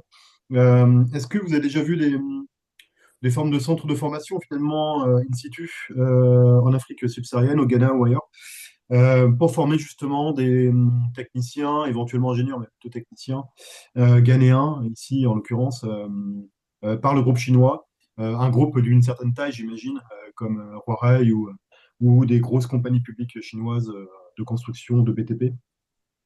Alors, je vais répondre rapidement sur le contrat et sur l'assurance, puis je laisserai Paula peut-être répondre sur le centre de formation en Afrique. Donc, sur la maintenance, alors franchement, ça c'est totalement la liberté contractuelle, ça dépend vraiment de chaque projet et de la manière dont on façonne. Alors, en général, un projet comme ça, c'est pas un contrat, c'est des dizaines de contrats qui se baladent, dont le contrat de construction, dont le contrat de maintenance, et tout ça sont des avenants d'un espèce de super méga contrat qui encadre tout. Donc après, encore une fois, tout dépend de la modalité de financement, parce que vous avez dans les infrastructures, vous avez plein de modèles. Vous avez des modèles où le constructeur fait le design et la construction, puis après il s'en va. Il vient juste faire la maintenance, mais ce n'est pas lui qui opère, ce qui sont deux choses différentes. Vous avez ce qu'on appelle des BOT, c'est-à-dire que le constructeur construit, finance, installe, opère pendant 20 à 30 ans et à la fin, il restitue la propriété des installations. Et donc, pendant les 20 à 30 ans, il a fait la maintenance de l'outil qu'il opère lui-même. Donc, il a fait sa propre maintenance, pas marché, parce que c'est assez frais dans les coûts d'opération. Et puis, vous avez toutes les nuances de gris entre ces deux-là. Donc, ça peut être un contrat séparé, comme ça peut être intégré à la prestation initiale, et ça dépend surtout de comment c'est financé et comment c'est négocié. Sur l'hybride, alors je n'avais pas tout à fait compris tout à l'heure votre question. Les normes hybrides, ce sont des normes composites qui viennent emprunter dans la référentielle technique des éléments différents. Je crois que la question que vous posez sur les turbines, c'est plus la question de l'interopérabilité des équipements entre eux. chaque bout d'équipement ayant ses propres normes qui sont issues d'un corpus différent, et donc après, il faut les faire cohabiter entre eux. Vous avez raison, il peut y avoir effectivement des problèmes d'assurance parce que certaines assurances peuvent refuser de couvrir l'intégralité de la chaîne des équipements dans un même projet. En général, ça se résout par des constructeurs. Alors, en général, souvent, ils ont leur propre compagnie d'assurance, les Chinois. Donc, c'est un peu déshabiller Pierre pour habiller Paul, hein. Tout le monde dépend du même parti qui se met ensemble. Donc, en général, ça pose pas de problème. C'est pas impossible, effectivement, que certains assureurs occidentaux refusent d'assurer des projets où il y aurait trop de matériel chinois.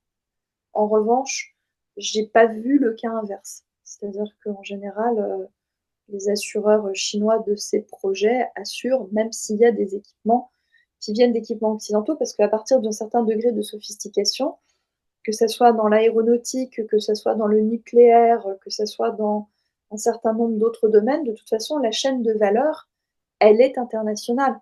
Certains équipements, vous avez 3-4 fournisseurs sur le marché mondial, pas plus. Donc vous êtes obligé d'avoir des assureurs qui intègrent tout ce bloc d'internationalisation et de compatibilité des normes entre elles. Paula, je vous laisse peut-être répondre sur la manière dont en Afrique on forme les futurs utilisateurs. Bon, je voudrais aussi ajouter quelque chose à propos de sûreté. Je me reviens de ce contrat. C'était une entreprise chinoise qui construisait ce interchange. On avait même discuté avec Thierry sur comment traduire cette mot et encore, ces mots et encore Takoradi, c'est interchange. Interchange, c'est autoroute. Voilà. Et l'assureur, c'était Sinosure, mais les standards, c'était britannique. Donc, mais pas de problème. C'était pas lié au standard. Bon, après, la question formation, je ne connais pas trop. Euh, je crois que c'est plutôt lié au projet.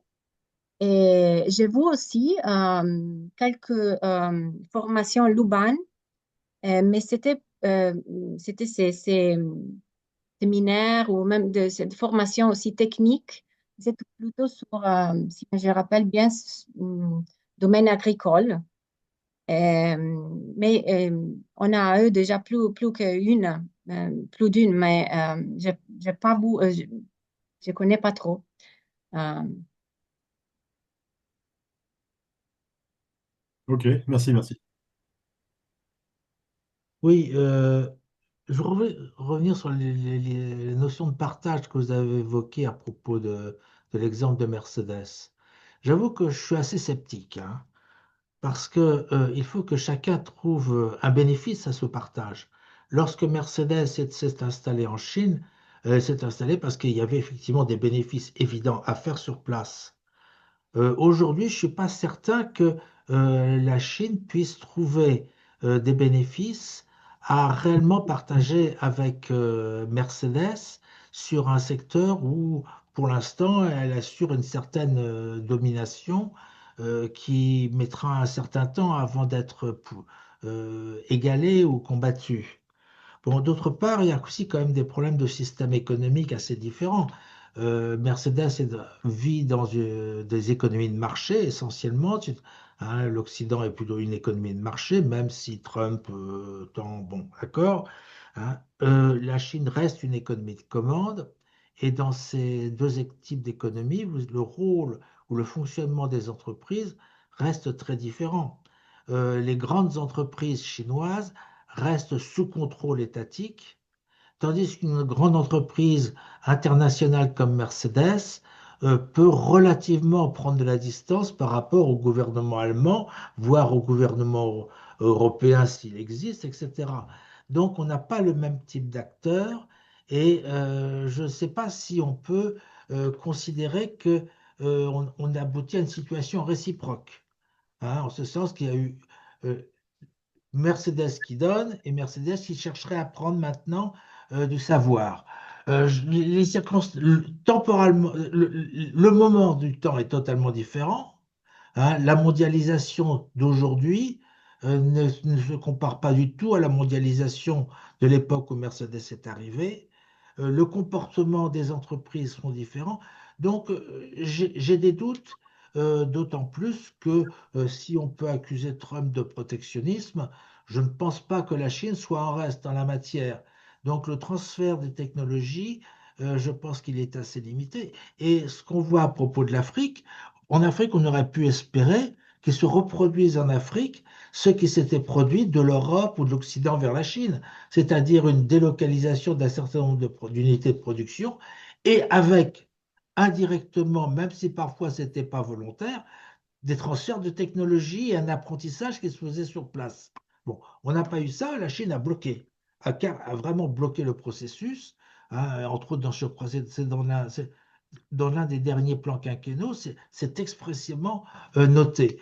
Donc, j'avoue que le partage dont pourrait bénéficier Mercedes, sauf à penser qu'il s'agisse d'une forme sophistiquée euh, de piratage ou d'espionnage, j'ai des Alors, doutes. je vous réponds là-dessus pour vous dire que alors, je suis pas béate hein, sur le fait que ça va se passer tout seul. Ce que je dis, c'est que on a quand même en main une certaine capacité de décider de notre destin là-dessus. Parce que euh, la question, c'est de rapidement se dire les normes chinoises existent. Est-ce que le modèle de réponse le plus pertinent, c'est de créer des contre-normes et d'espérer que par la vertu de notre concurrence, elles vont l'emporter? Et là, moi, j'ai des doutes, parce qu'on reste avec le sujet des coûts de production et je ne sais pas je sache pas qu'on ait les armes pour lutter là-dessus.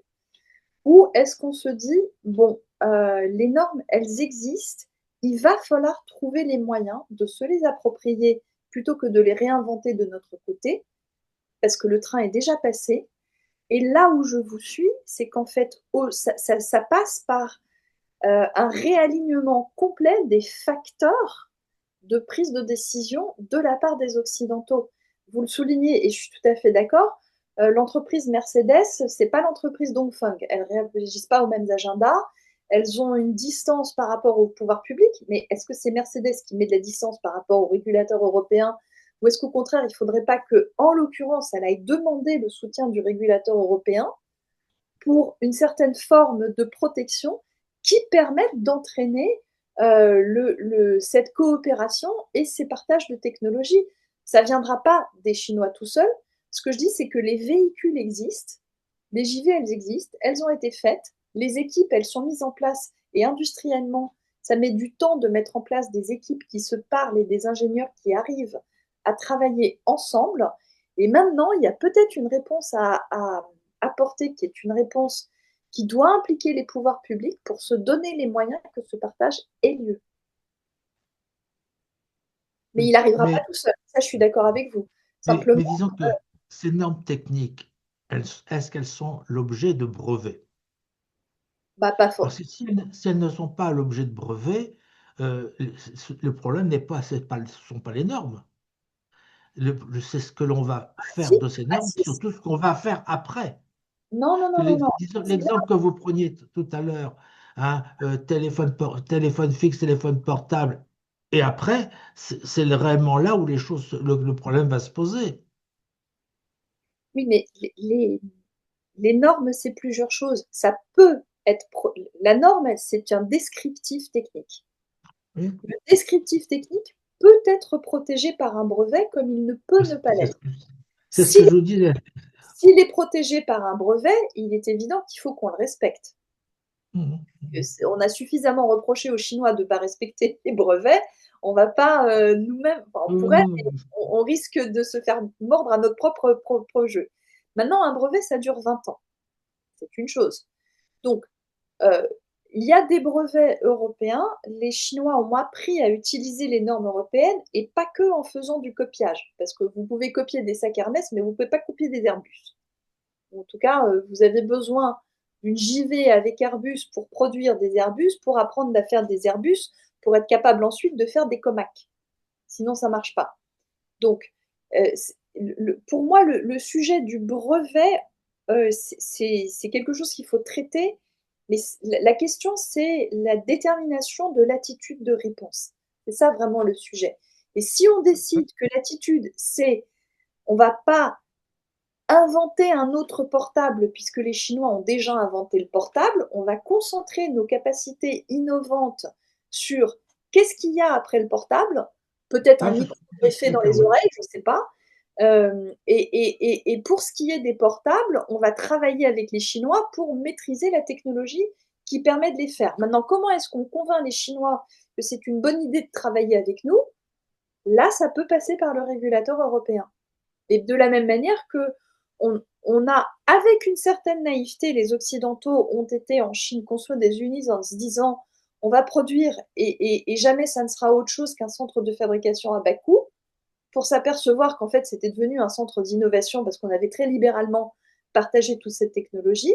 Il est évident que la Chine, et tant mieux pour eux, fera preuve de méfiance. Vous l'avez souligné dans leur réaction sur le continent africain. Ils ne veulent pas se faire prendre, enfin, ils ne veulent pas une répétition de l'histoire qui a été celle du partage occidental de technologie vers la Chine avec l'Afrique. Ils veulent garder un temps d'avance sur leur technologie. Ils sont donc très restrictifs sur la manière de les partager.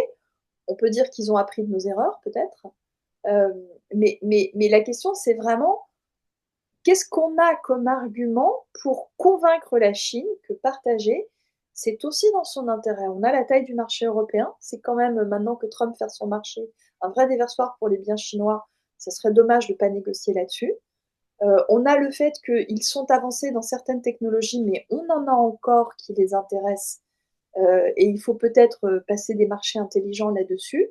Après, ça demande, et ça, c'était un discours que je tiens depuis très longtemps, ça demande qu'on fasse un peu de maoïsme bien calibré, c'est-à-dire qu'on accepte que ce n'est pas les entreprises toutes seules avec les pures lois du marché qui peuvent résoudre ces problèmes-là. Il faut qu'il y ait une interdépendance entre les agendas des régulateurs et celles du monde industriel et des entreprises privées. Ça semble raisonnable. Voilà. Je ne sais pas si on a d'autres questions. Oui, ben, Vos invités sont très polis, ils nous écoutent parler depuis tout à l'heure, mais je ne sais pas si. Qui souhaite intervenir?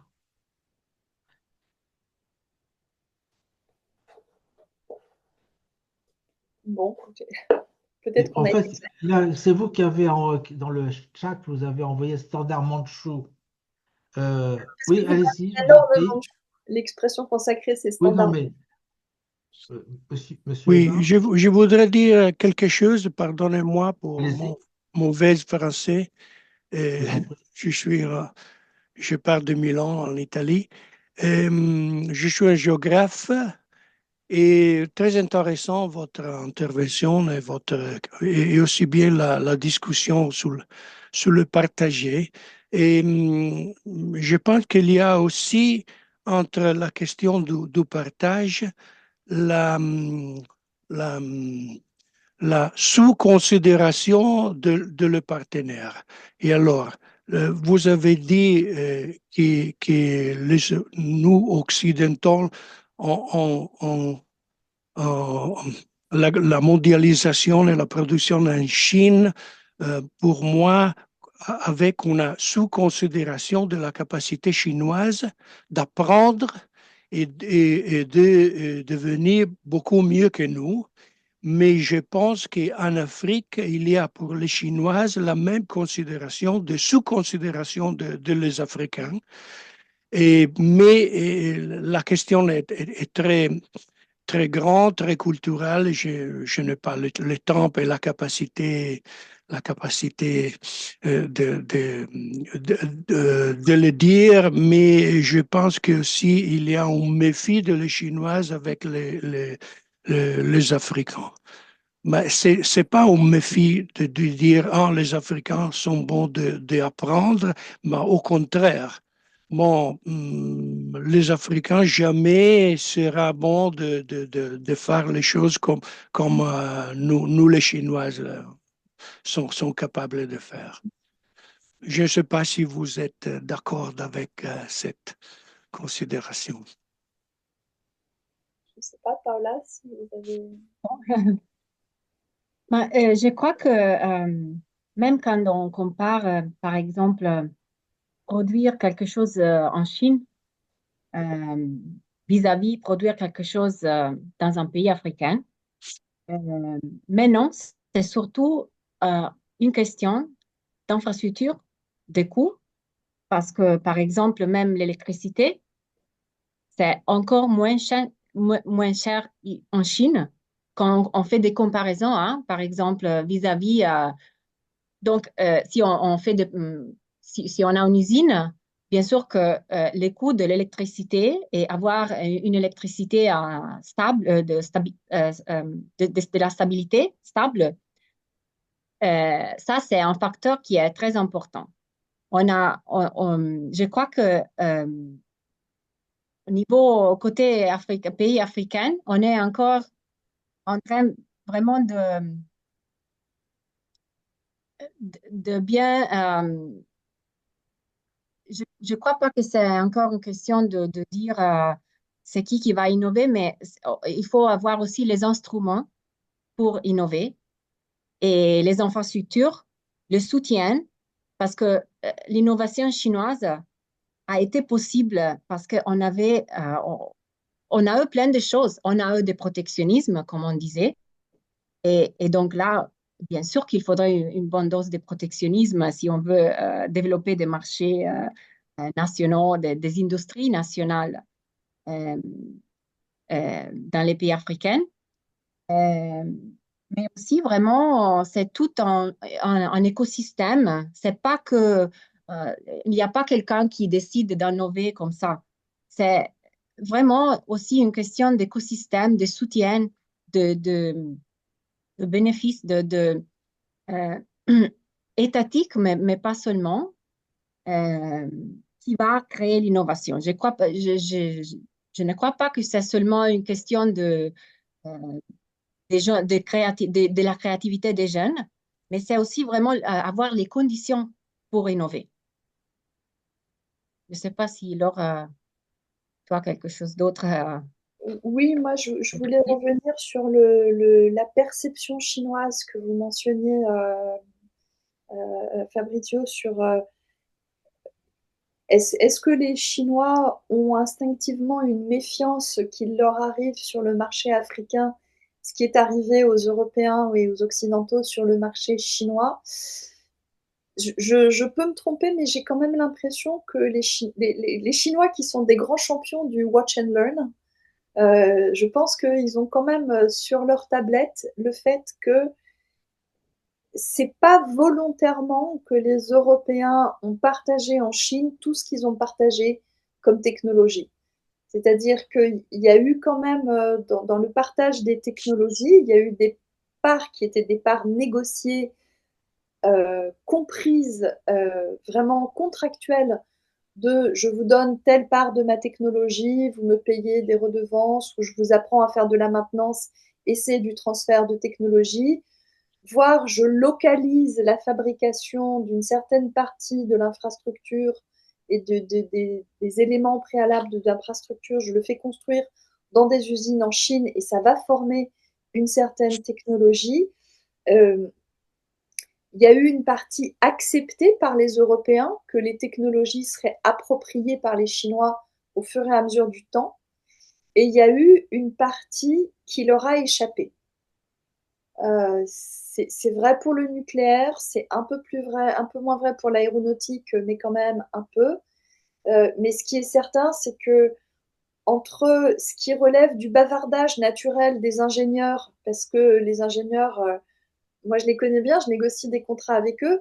Quand ils parlent ensuite, après, autour de la table des contrats, c'est très difficile de les arrêter de parler et ils sont ravis de blablabla sur tout ce qu'ils savent faire, etc.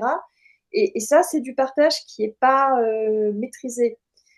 Des ingénieurs européens qui pendant des années ont été en Chine pour faire des conférences sur on sait faire ça, on sait faire ça, on sait faire ça, on sait faire ça, et on va vous vendre ça. Et dans la présentation, il y a énormément d'informations technologiques qui sont données gratuitement et de façon très imprudente pour vendre. Mais normalement, quand on vend, on ne donne pas autant d'informations préalables. Et puis, il y a eu effectivement un peu d'espionnage ou de copiage ou de non-respect de la propriété intellectuelle de la part des Chinois, c'est-à-dire qu'on négocie des contrats où ils doivent faire une chose et puis au lieu de faire une chose, ils en copient 50 et ils font du rétro-engineering et des choses comme ça. Je crois que les Chinois connaissent très bien cette histoire. Ils savent comment ils sont arrivés là où ils sont. Et donc, il y a un peu de méfiance quand même de attention. Alors, on a un avantage naturel, c'est que quand on parle en chinois. C'est moins facile à comprendre que quand on parle en anglais ou en français. Donc, voilà, on a une certaine protection autour de. D'ailleurs, ça serait intéressant de savoir dans l'espèce d'approche un peu jalouse que les Chinois ont de. Régulièrement, les Chinois sont très émus qu'il y a trop d'étrangers qui parlent chinois. Et donc, c'est pas bon. Il y a un peu aussi, je crois, de protectionnisme. Moi, j'ai quand même la conscience que les industriels chinois connaissent leur histoire industrielle et ils savent comment ils sont arrivés aujourd'hui dans la capacité industrielle qu'ils ont. Et ils ont envie consciemment de ne pas se faire dépasser. Alors, j'ajouterais également une chose, c'est que si on compare l'état de la Chine en 1978 et l'état de l'Afrique aujourd'hui, je dirais que du point de vue formation et niveau conceptuel de la population, l'Afrique est très au-dessus de ce qu'était la Chine à ce moment-là. C'est-à-dire que vous disposez de gens qui ont été formés en Occident. Il n'y a pas eu de rupture intellectuelle comme ça a pu l'être depuis le grand bond en avant, puis la révolution culturelle. Donc, vous avez une élite formée qui est capable dès maintenant de discuter d'égal à égal avec des partenaires. Ce qui n'était certainement pas le cas, sauf peut-être en matière politique, en Chine à la fin des années 70. Donc, de ce fait, comme les Chinois, une des premiers étonnements de la Chine arrivant en Afrique était le fait, par exemple, qu'il y avait un réseau de juristes qui fonctionnait. Il y avait des tribunaux, que chaque pays avait un droit et qu'il était relativement bien appliqué, qu'il y avait des ingénieurs, etc. Ils n'arrivaient pas face à des tribus en pagne et avec des saguets. Non, ils arrivaient avec des gens qui étaient structurés et qui étaient capables de leur répondre. Et ça, si vous voulez, si vous entrez dans une procédure d'installation industrielle réelle, hein, j'entends pas de l'assemblage, hein, en Afrique, ben vous aurez dès le départ des gens qui seront capables d'en profiter, ce qui n'était pas le cas au tout début de la Chine. La Chine a comblé son retard, bien entendu, hein, mais ce que je veux dire par là, c'est qu'il y a une crainte supplémentaire du fait qu'il y a des capacités intellectuelles disponibles immédiatement, ce qui n'était pas le cas en Chine. Et ça peut très certainement jouer aujourd'hui. Je vois qu'il est. Pardon? Je vais être obligée de vous laisser, je suis désolée. Oui, c'est ce que j'allais dire. Je vois qu'il est 11 heures passées. Je voulais donc vous remercier, Laure et Paola, pour pour ces interventions et pour cette discussion générale dont j'espère que tout le monde a pu profiter ou tirera. On n'est pas revenu sur la norme Manchot, mais c'est pas grave. Si vous voulez en savoir plus, vous allez sur le site du séminaire. Il y a plusieurs pages sur ce sujet qui reprennent les remarques de Claude Brett dont je parlais tout à l'heure. En tout cas, merci et puis passez de bonnes fêtes de fin d'année, bonne année, à l'année prochaine. Donc, Merci au Thierry revoir. pour l'invitation. Merci à tous de nous avoir écoutés. Bonne année. Merci. Il n'aurait pas. Au revoir. Merci. Très vite. Au revoir. Au revoir, bonne Allez, au fête. revoir. Au revoir. Je coupe.